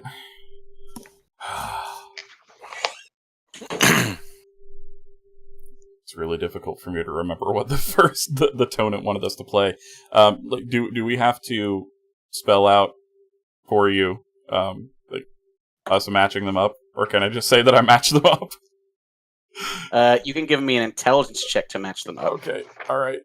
Here we go. Oh God, it's not gonna be great. Not gonna be great. That would be. That's an 8. Oh, Okay. but you're a bard. You should know. I know, right? That's what I was Rolled thinking. advantage because you're a bard. Oh, thank you, Hannah. You're welcome. Oh, that's a natural 1. No. God, you are the worst bard ever. I'll just say things and people get hurt. I don't know. Did you learn to read music? Would a prerequisite of that be knowing how to read? What do you even play? I pull out my ukulele and start. Yes, the instrument that is nonsensical. And I imagine you play like Freebird or something. No. It's a jaunty folk tune. Okay. So you pull out the ukulele. Yeah. Oh. And you're gonna try and match the. Yeah, why not? Okay. Go for it. Okay, Would so this be a the first one. performance check? Yes. Alright. That's a plus 11, so. Okay. Oh god, that's a natural 20. 31. Oh, yes! Jesus Christ. Okay, so you listen to it again, and you get the pattern as such. The first one you're going to need to press is red, and then you want to press green. And then you want to press violet, and then you want to press yellow. And then you're going to press indigo. And then you want to press orange. And then you want to press blue. Okay. And then red again. Oh, red again. Okay. My Roy G. Biv is all messed up. Alright. So, I will do that. Okay. Bump, bump, beep, bump, bump, bump, bump, bump. Okay. And the doors, you hear this click as dust that hasn't been moved slowly opens the door, and they open inward into a dark obsidian room, and that goes further and further into what looks like a carved out and dwarven mined cave. Takes me a minute Do you to get enter? warmed up, but You got that. Is it lit in here or no? It is not lit. So I can't see in the dark. So if anyone would like to provide some light, or if you have a torch. Can she use produce flame to kind of make her fist a torch? Yes. She does that. Just snap, That's all. hand fist. Ibrahim goes into a shell, comes back out with a torch, lights it off your flame, and All right. I got it. Nice. I will also cast light on my Warhammer. It is bright as fuck out here. All right, so you slowly go into this room, and you see that there are murals of various dwarven factions along the walls. They seem to be telling a long-forgotten history in an old dwarven dialect that is very rarely ever spoken at these times. As you follow down into the hallway, you see that it all leads down to one large door that seemed to be made as if for giants that would come through here, and this door has runes all up and down the sides of it. And when you get closer and closer to the door, you can tell that it's not actually a door, but a magical portal that seems to have the look of two dragon oak frames stretched across. Are the runes in giant? They are in giant. I can read those. Okay. You see that it says above it, it says the Portal of Woe. Oh, Okay. that sounds promising. This portal leads you deeper into the heart of Dunatai. But the price is the deepest sorrows and embarrassments of your person. Oh, shit. Fuck.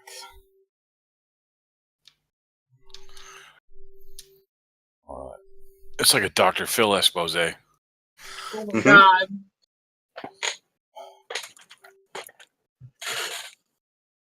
Alright. Who would like to go first into it? Sturgis is gonna steal himself. Just kind of... Just know that I'm a good guy. And we'll walk in. Okay.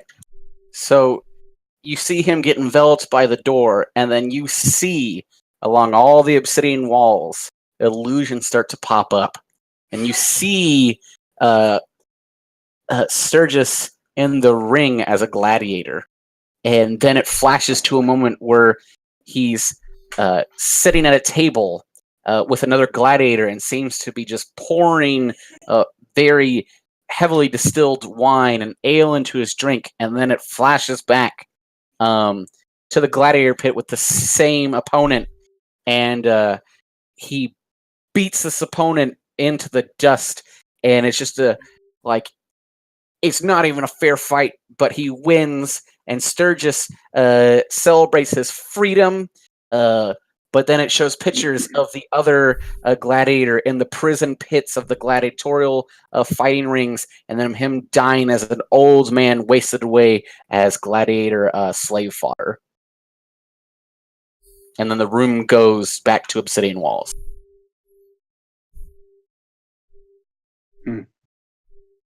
And nothing happens to Sturgis. He just walks through the place. Yeah, he just walked through. Seems reasonable. See ya. And I just walk on through. Okay. As you walk through, up pops up the turtle that you've been walking around with. And you smell, everyone in this room smells the sweet decanter of like fried seafood. And then you see on the wall lined bodies of turtles and turtles of various sizes. And then sitting at a table is Ibrahim just gulping up his turtle soup. And then like the walls go black again. It's so perky. Like a really fresh one. Well, I'm So good. I'm not denying that. Oh my god! This just went some Texas Chainsaw Massacre shit. What just fucking happened? Oh, good God. So after seeing both I of am these, not a Fee guy. she's just like, okay, well, all right. I guess I can't do any worse than I've already done. And then just goes on through. So as you go through, you see everyone, including the people on the other side, they see this vision of a tiefling just in, not even clothes, just bare naked, just like enthralled, having these multiple servants in one room just servicing her. And then you hear the clangs of battle happening around Elson the noble house, and people are getting massacred, and then Fee is hiding with these other servants as everyone else is dying inside of the house. Mm.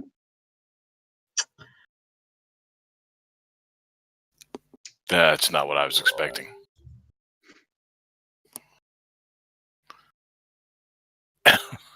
Come on down. Sturgis is kind of looking at Fee now with like a little bit more of a right. There's a little bit more understanding. And Fee's just like, listen, we're not going to talk about that right now. We don't have to talk about anything. Alright, Snuffy. What the fuck could you have done that's worse than us? I'll walk through that door. Did you All right. eat another elephant? I had sex with it. That's fine. You see him go through and then across the walls, and it just envisioned of this raggedy Loxodon just covered in rags and filth, and he seems to be begging, and people are throwing shit at him, and he's just like has his hands out asking for money, and common people are even like just defecating in the area next to him, and he can't get any money, and then he's forced to rob other homeless people on the streets, and then the walls go black.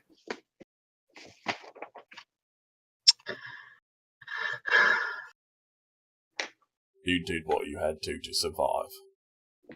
As we all did. Same as the rest of us. Mm-hmm. Okay. I don't Totally think you the had- same. Nothing weird. We all had lives before this. Right. It's Quick so question. delicious. If you have little crackers, I would like the recipe. done and done. It's all in the seasoning. Sure. As you travel down further into Dunatai's heart, you come to a circular room with an arch domed in the center, and underneath it there seems to be moonlight or some type of light coming down onto this large fountain that seems to take up most of the room. And some type of liquidy rainbow substance is coming out of the mouths of all of the Norse gods in a circle and into the pool itself. You see littered about the floor are the dead bodies of scale knights, and their weapons seem to be burnt, and acidic spray is just laying all over. And then you see 2 Kenku, also dead, their insides splayed across the floor. Do you guys think that water tastes good?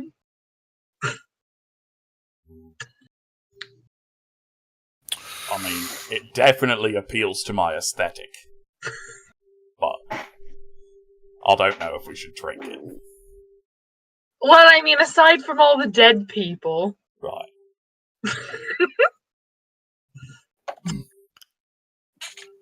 Okay.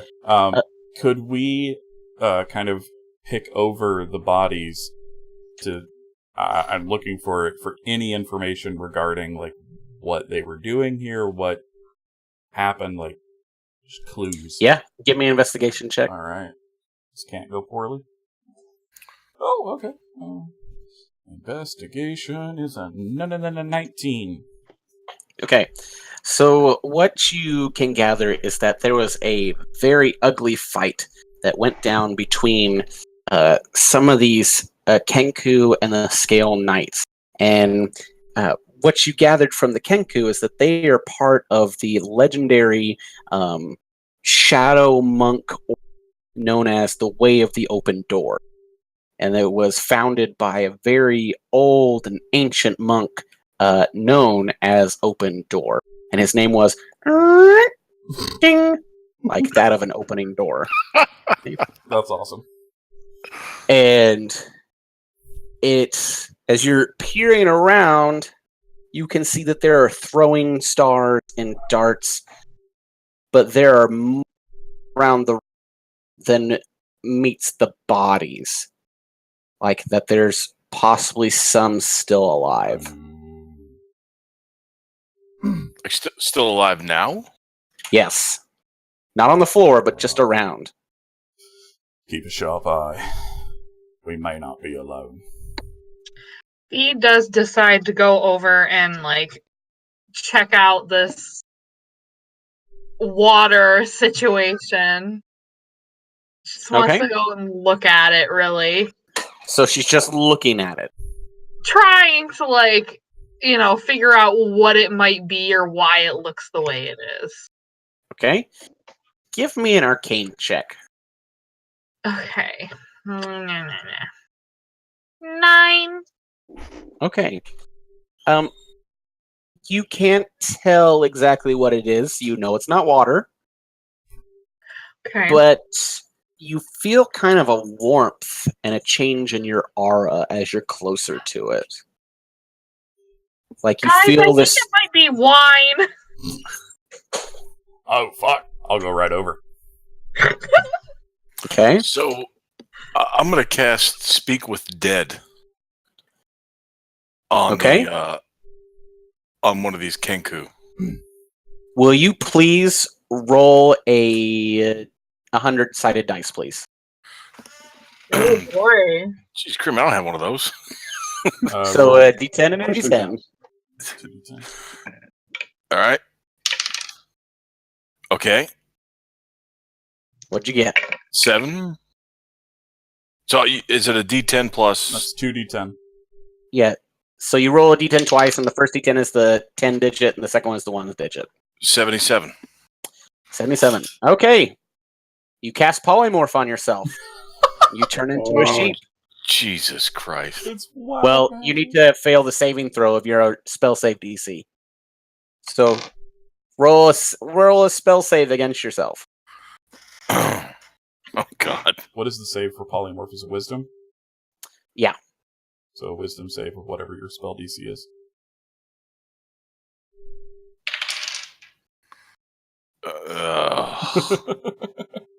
Hold on. Actually, I think I might actually make this.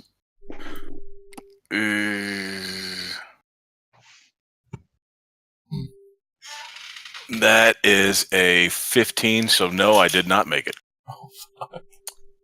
Okay. You are a sheep. Oh, flashbacks. Boy, this looks familiar. What the fuck? Baybar is a sheep. He was an elephant, now he's a sheep. Can all elephants do that?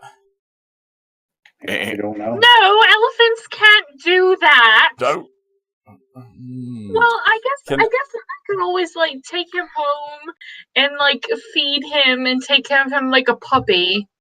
Now, like, having experience with magic, would I know how long polymorph lasts? Yeah, you would know that it lasts up until that the creature is like destroyed Okay. or an hour. All right. Sorry, mate. And I'm gonna hit him with my my hammer. Okay. The sheep is pretty dumb, so you hit it with the hammer, and it goes down, and splays out, and then you're going to take 5 points of damage, Babar, as you are back in your original position. No longer a sheep. You're When right. he cast the spell, when he cast the spell, could I have made a perception check to see what happened? Give Like me an if arcane there's- check. As he's doing that, I'm walking over 3. to the water. You no saw idea. that when he tried to cast the spell, that something seemed to sizzle and pop in the air around him, but that's about it. What were you doing, Hobart? I am walking Sturgis? over to the water to take a closer look at it. Give me an arcane check. All right. Give this a shot. Oh, 24. Okay, you realize this is not water, but this is just magical ether, or explicitly like the font of true magic and of the weave. So what you're seeing is just like pure magic in liquid form, just kind of pull into this puddle of the font. Fuck. Does anyone have any bottles? Vials? Any containers? Actually, I think I do for holy water. Hang on one sec. Let me check that. Get rid of the holy water. I have a tinderbox that I could dump out because I can make fire anyway, so who needs a tinderbox? That's fair. Oh, I have a mess kit. Would there be something in that might have a stopper? Like a mug. Actually, we all have waters. We all have. You all have water skins. skins. I will Yeah, dump you all- mine the fuck out and start catching some of this in the I water guess skin. I'll do that as well. Fuck that. I'm dumping my shit out. Okay.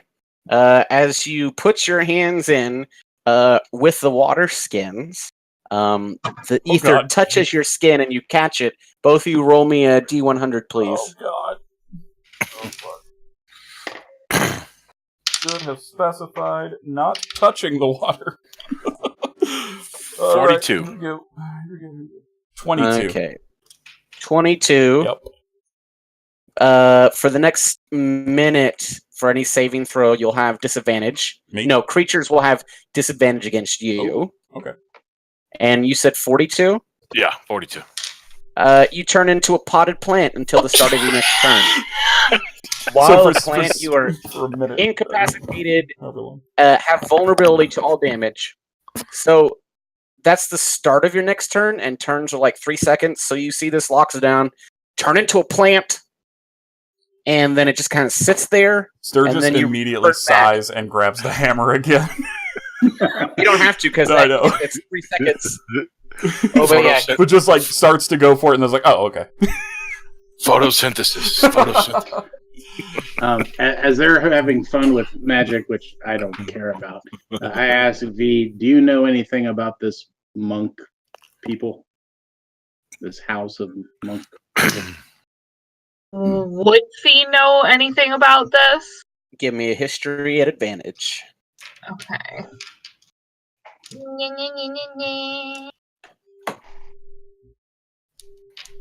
22. Okay, so it's a very old order, dating back about 1,000 years, and they were usually a neutral monastery that kind of tried to keep the balance between good and evil. And like it was founded by a Kenku, and exclusively only Kenku in this order. Lots of different kingdoms and various nation states like to use the Order of the Open Door as messengers and spies because they can like give like intimate details and exact messages just from copying and hearing it once. So Fee relays this. But also, they haven't been seen in the last 10 years. Like, they've been cloistered off. Also relays that. You think this is where their base is? Their Well, I monastery? would think that because, as you can see, there's only, 2 of them? Mm-hmm. And then the rest are the other people, the soldier people. Maybe the rest ran off. True. I mean, we could look. Do we notice like any passageways out of this area other than the one we came through? Say that again? Do we notice any passageways out of this room other than the one we came through? You saw various passageways Okay. going back and forth, but it seemed to be like an intricate maze. Mhm. And whenever you would veer off in one tunnel, it was always bring you back to this main road. Okay. Fuck. Is anyone here good at tracking? I have a pretty good survival. You want to see if you can maybe find out where these fuckers went? Sure. Alright. All right. Babar, you start hearing this just on the edges of your mind, and then you realize that it's actually happening out loud.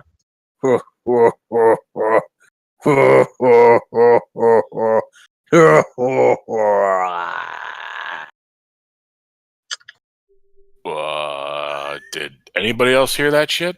Hear what? Hear what? Nobody just heard the demonic laughter that just happened. No. No. Is there a point of origin for it? The arch that you came through, a giant slab of stone slams down. Well, I guess we're dead. The arch in front, past the font, slams shut with another piece of stone. Oh, we're going to get squashed. I've heard about this kind of stuff. And then the light that was casting upon the font in the middle darkens out like there's an eclipse over it. And then the shadow gets a bit smaller and a bit smaller as something is coming closer. And you see at the top, there seems to be a large reddish orb coming down from the ceiling with a bunch of stalks off of its body. Is this a fucking beholder? Do we know what this is? Give me an arcane check. Oh boy. Can I help him to do that? Yeah. Alright. Alright, so with advantage. Alright, that's not bad. Same exact roll. So Arcana, that would be 17. Okay. It is a beholder. Fuck! And it just kind of like peers at all Scatter! of you.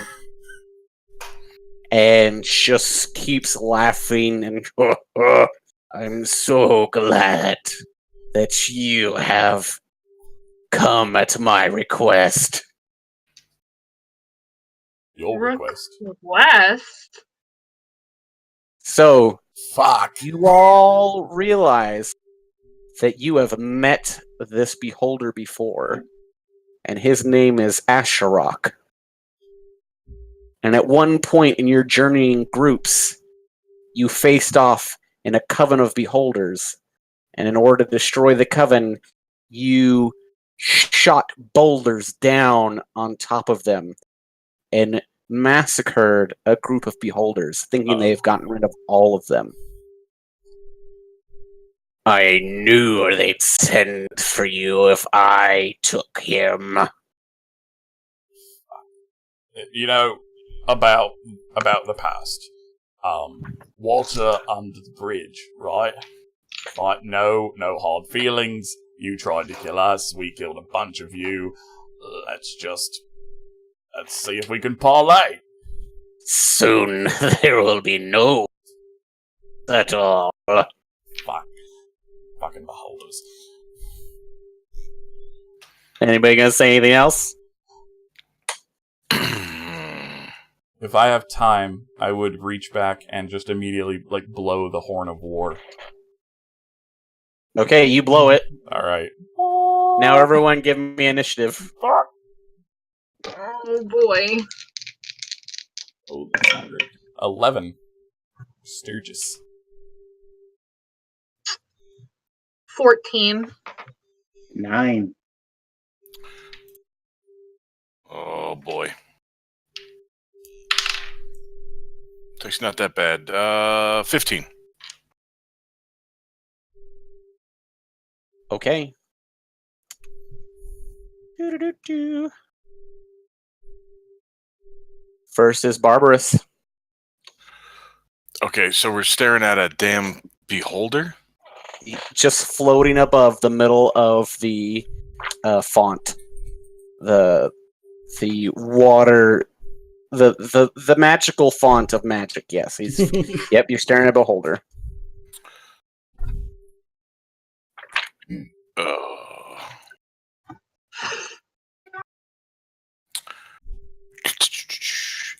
I am going to cast Holy Weapon.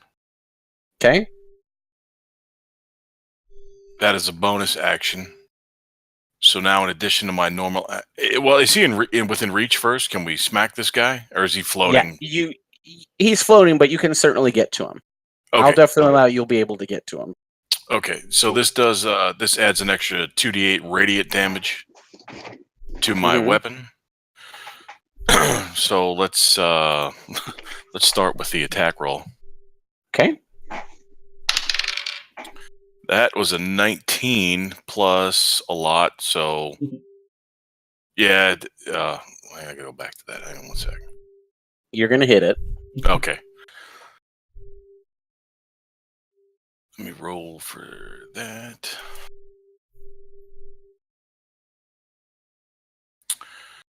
So that is a 2d6 plus 3, but I'm also so I'm also going to use the spell DC save of 15, which gives me, so that adds 4d8 radiant damage, 2d8 automatically, but he has to make a spell save of a 15 wisdom. He saves. He saves. Okay. So he saves. 5, 10, 13 Okay. plus 2d8. 14, 17 damage. All right. 17 damage against the beholder, and he's going to use a legendary action to use one of his rays, and he's going to use a disintegration ray. So he's going to fire it right back at you. Give me a dexterity and saving throw, please. Oh, god damn it.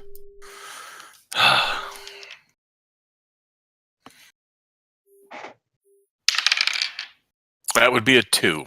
Okay.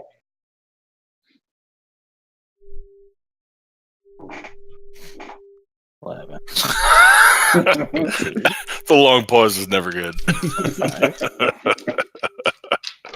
27.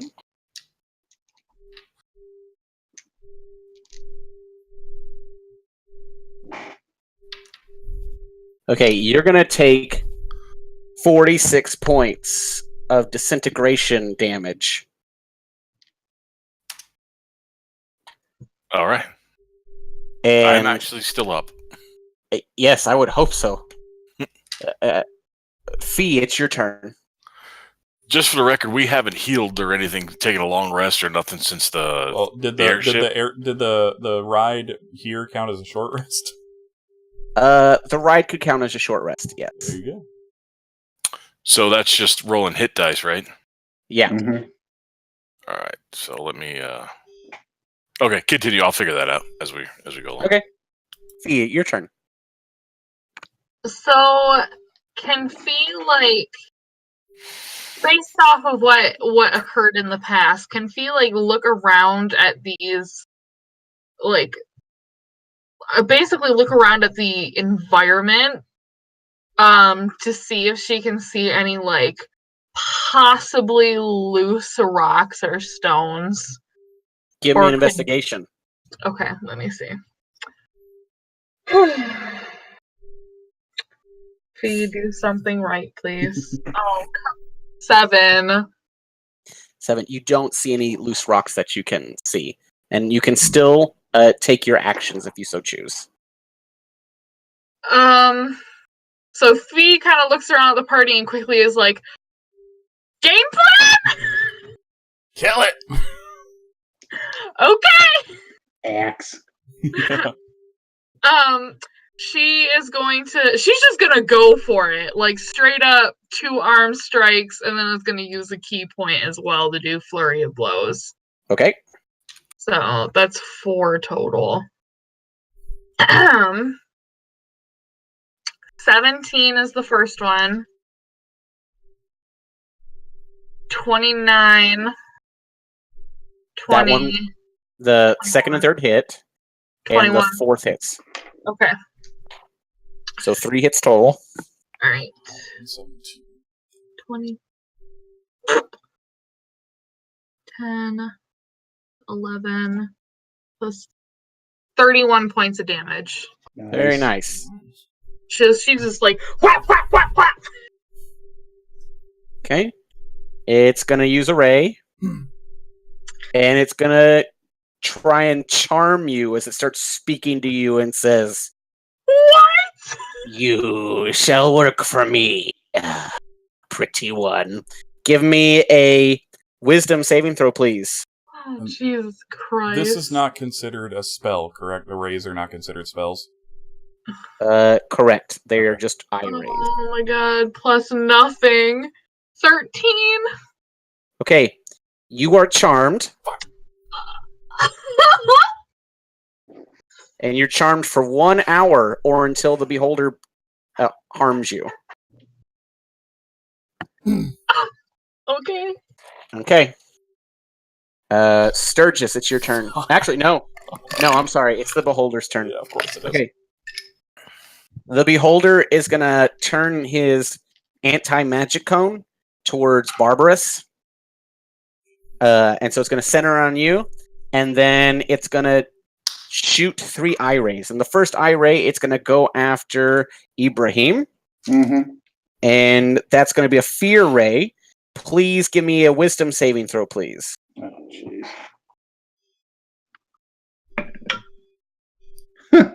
8. Okay. You are frightened. Yep.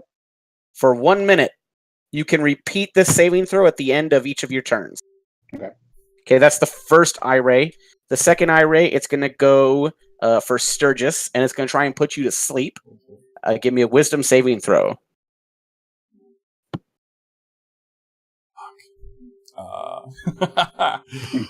That is gonna be a 2. Okay. You were asleep. Oh, we're dead. Yeah, we're gonna die. Okay, and the final ray, it's gonna hit again at Barbarous. And it's gonna be a slowing ray. Give me a dexterity saving throw, please. Why has it got to be dexterity? Because Kris has all of our character sheets. No. That would be a 6. Okay. Your speed is halved for a minute. So, I suppose there's worse things to happen. okay, Sturgis, Can't do anything, it's can your I? turn. Asleep. You can at the. Let's see. You're asleep. Yeah, you can't even roll at the end of it. Okay, Ibrahim, it's your turn. How long does that last? A minute. Fuck. Well, I'm frightened, so I'm not moving closer to it. But out of my shell, I pull a javelin and I'll chuck that at it. Is that with Okay. disadvantage? Because it's Yep. Yeah, it's an 8. That missed. You miss. Now re-roll for your fear. Yeah. No, 11. Okay. No, wait, 12. Excuse me, 12. 12? Yep. No, not good Yep. enough. Back to the top round. Barbarous, it's you. Okay. Fuck this guy. I'm casting Flame Strike on him. Okay. Do you need the particulars? It's actually a... Hang on. 17 deck save. Okay.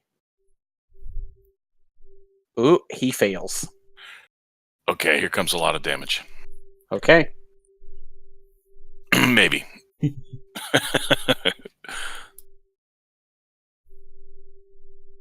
Oh boy. Yeah. Okay, I have a saving grace at least. So that's 4d6 fire damage. So that's 9 fire damage Okay. 9 total. and 10 radiant damage. 19. Okay. That is all. All right. It's going to shoot back at you with an eye ray for a legendary action. It's going to try and do paralyzing ray. Give me a Constitution saving throw. All right.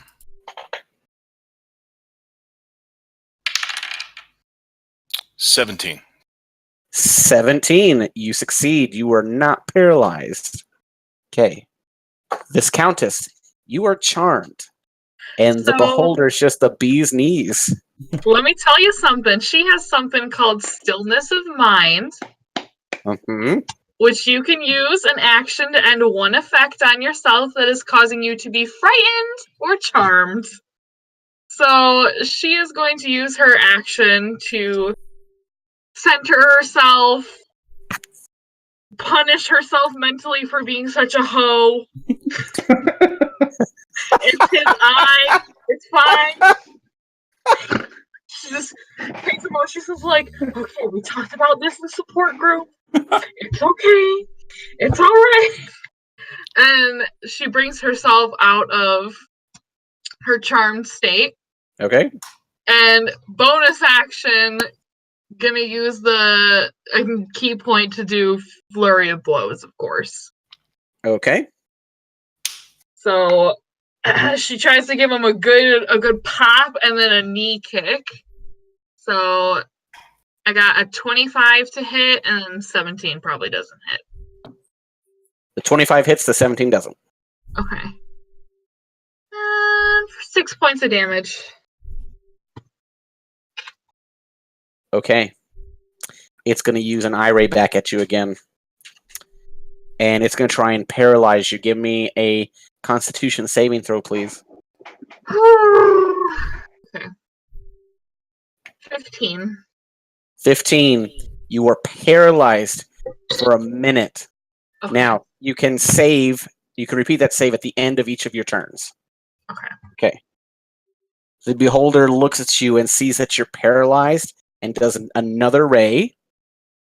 And it's going to do the fear ray. And give me the wisdom saving throw, please. 15? Okay, so you are paralyzed and afraid. Jesus. Right. Naked and afraid. And then it's going to shoot a death ray at you. Oh, jeez. It does not like you. And give me... Okay, because you are paralyzed, give me a dexterity saving throw at disadvantage, please. Okay. Uh, 11. Okay. 14, 21. 3, 6, 8, 43, 50. Why are we killing the host? 56 points of necrotic damage as a death ray just pours into your body. 56? 56. It's like you see her basically get electrocuted. She's Are you still alive. up? Okay. She's alive. Holy Okay. shit. All right. Sturgis, it's your turn. I can't do anything. I'm asleep. You're asleep. Okay, Ibrahim, it's your turn. Does he get a save at the end of the turn? Not if he's asleep. Now, if No, someone not hits asleep. him, he'll wake up.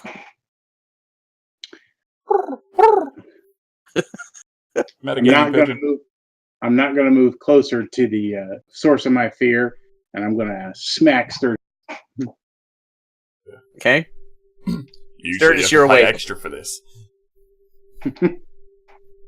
Okay, what else would you like to do with your turn, Ibrahim?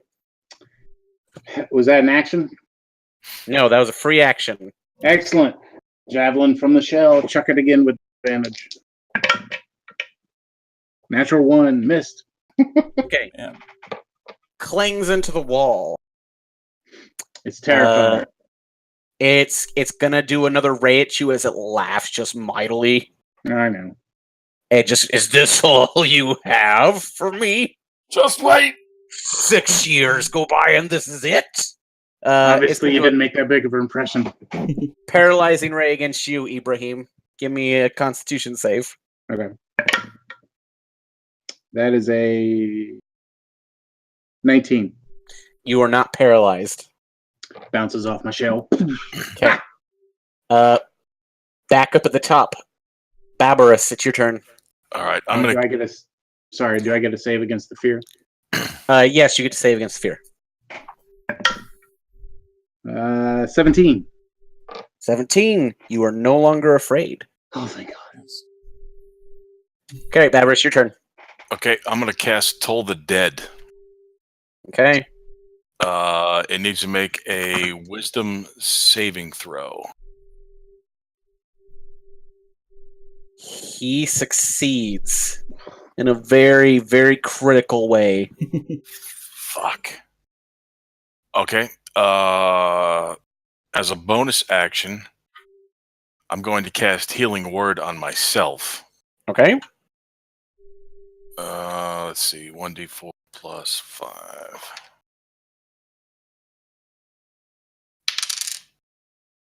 So that's 8 hit points back to me, which doesn't really mean a whole lot. Okay. He'll use a legendary action to shoot at you again. This is going to be another slowing ray. Give me a dexterity saving throw, please.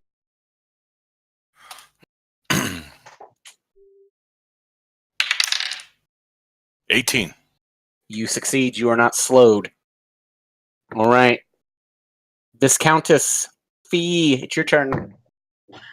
Obviously, we're gonna try to break the paralysis. Mm-hmm. What roll is that again? That's going to be a Constitution save. Yes. 21! You're no longer paralyzed. Oh, it's a miracle! Was that her action? Yeah, your save's at the end of your turn. Yeah, it's the end of your turn, so Yep, she's good. we're back to the Beholder. And it says, I am not finished. Give me another dexterity saving throw. Who?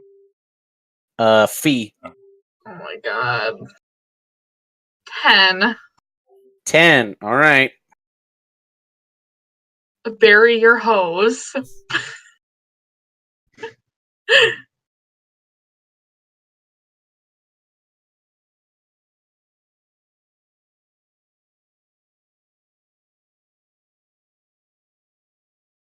50 points of necrotic damage Jeez. surge through you again. She's out. All right. That's the beholder's first eye. Then it's going to shoot at Ibrahim again. Ibrahim, you're going to take a disintegration array. Give me a dexterity saving throw, please. 18. 18. You succeed, and you don't take any damage. You Excellent. manage to get out of the way. All right, and the final one, it'll shoot another death ray, and it's going to be at Sturgis. Am I rolling? You're rolling a dexterity saving throw. Dexterity saving throw. It's a natural 19. 24. All right, you take no damage. You manage to get past the death ray. All right, Sturgis, it's now your turn. Alright. Am I prone? No, you're standing. Alright. I just had a little cat nap. Okay. Let's see here. So, as a bonus action, Sturgis is going to cast Healing Word at Fee. So that's going to be at first level. Okay. Or actually, no, we're going to make it third. Be a third level. So that's 3d4 plus 3. Give me a moment. Oh, where's my d4? 4. It's 9 plus 3, so 12. 12 hit points. Thank God, because she failed two death saving. Life just goes. Then for my action, I would like to, at 5th level, cast Synaptic Static. And I will do so by reciting a poem that I have hastily written. I once knew a total cannibal who had his choice of animal. He ate his own kin, a stew of dire sin. Now he's a fantasy version of Hannibal. And Excellent. That is, I'm giving you inspiration as a DM, so you can Yes. reroll any d20. Fuck yeah. Alright, so that is 8d6 worth of damage, and it is an intelligence saving throw of 15 for him. So, 8d6. He saves. Okay. Legendary resistances and all that. Well, But he takes half damage. he takes half. So roll your damage. His legendary actions do not include just getting to save. Okay. He just. Beholders are very intelligent, and he's rolling really well.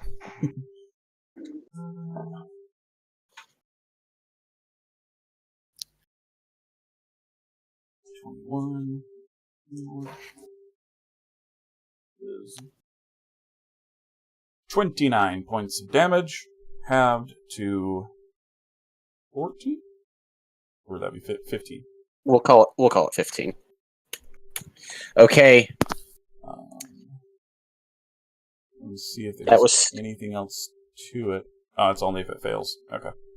Okay. He's gonna attack you with a ray. You're gonna get slowed. Alright. Roll me a dexterity saving throw. I will take that inspiration now. Because that was a 3. Oh, that's so much better. That's an 8. So dexterity saving throw, that makes it a 13. Alright, so you Wasted. are slowed. You are slowed. Alright. And let's go to Ibrahim. It's your turn. Finally, I get my battle axe, drop the torch, and I rage. And I'm going to go in kind of wide to the side. And this is a large creature, right? Yep. So I have advantage on all these attacks. So I'm going to take 2 attacks with it. First one is a 24. That's gonna hit. Second one is a 26. That's gonna hit. Okay, and because it's a large creature, all my damage is doubled. Oh shit! Double For damage. his magic no. weapon. Right. Double damage. So that's what is that? 1, 2. I'll just roll it. Hey. So I hit twice, right? So that's Yep. I got to do math.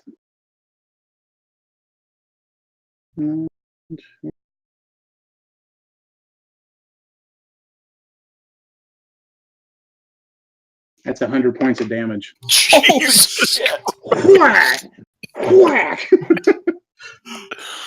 I roll. Yeah, that was a lot. I just did my base is 10. Holy crap. So that was 20 plus an additional 80 points from the dice into the side of this creature.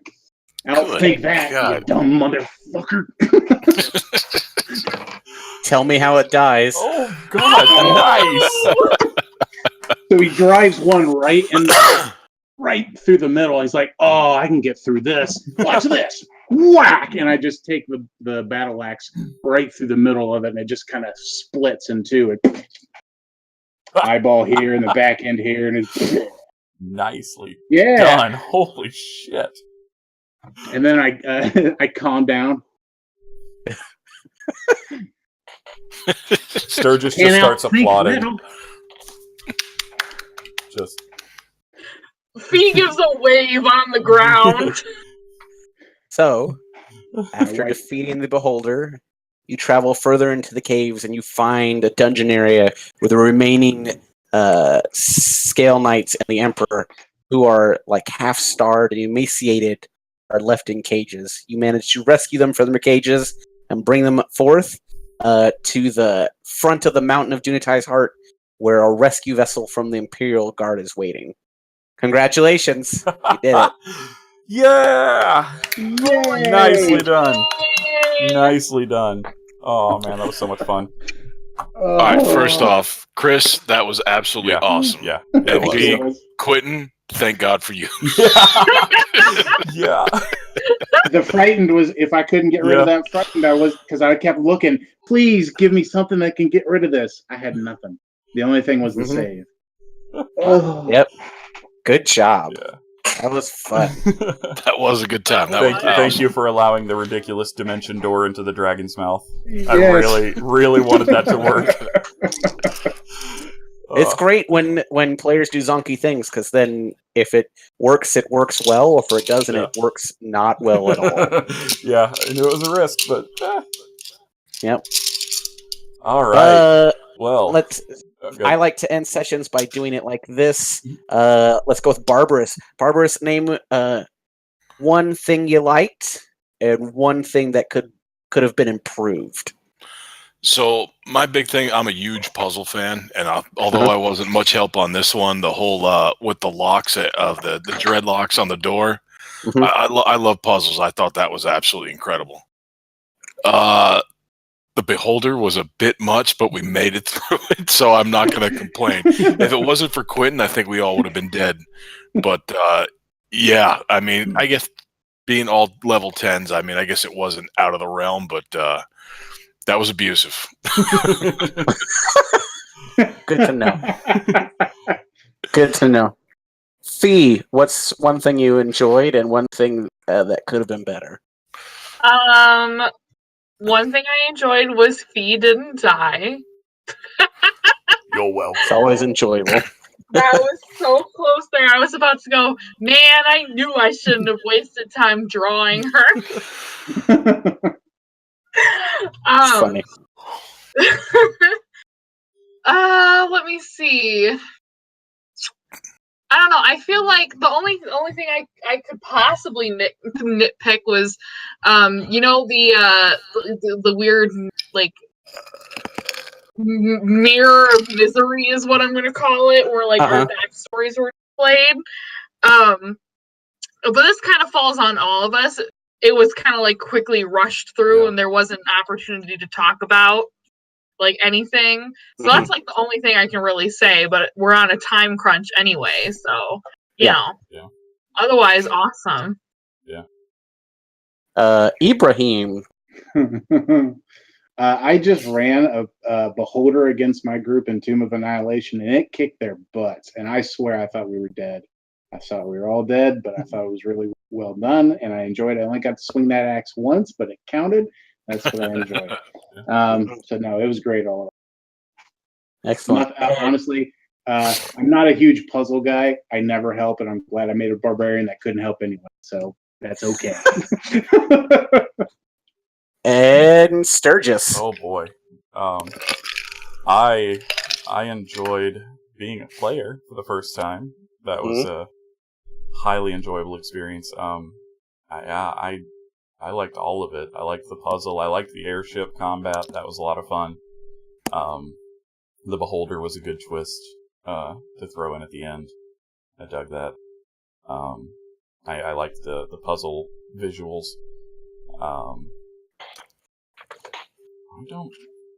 Having a hard time thinking of anything that I wish would have been done differently or anything. I mean, I kind of agree that like the role playing aspect of it was a little hurried, but that's no one's fault other than time. I would love to revisit these characters. Yeah, we might have to some adopt point, doing mini campaigns instead of one shots. Yeah, Press for time. you may have more. Who's to work say on we your can't plate. mix these into our campaign? That's That'd be fair. awesome. That's fair. Oh yeah, make them show up. Oh, are you asking for another alternate reality episode? Yeah. Oh, Jesus. Yeah. That'd be awesome. Let's throw Fee at Barachiel. Oh God, Let's that would go. be amazing. Throw Fee at Stitch. Somebody's limping away. Oh man. Oh God. Oh no, that was a lot of fun and very well done. Very well paced. Yeah. Especially with the time crunch. Yeah, Like yeah. That was a lot to Yeah. get through in 3 hours. So well done. Thanks. Yeah. Thank you so much for running Thank that you, Kris. for us. Yeah, It was- absolutely. Thank you, Kris. Thank you for. You're welcome. Thank Anytime. you. That was fun. That was fun. And thank all of you for watching. As usual, this video will be up on YouTube probably later tonight, barring any issues. And we will be back next week. As far as I know, with the regular campaign, picking up where we left off with the weird-ass alternate realities session. And we'll see how that goes. Does anyone have anything they would like to plug or add before we sign off for the night?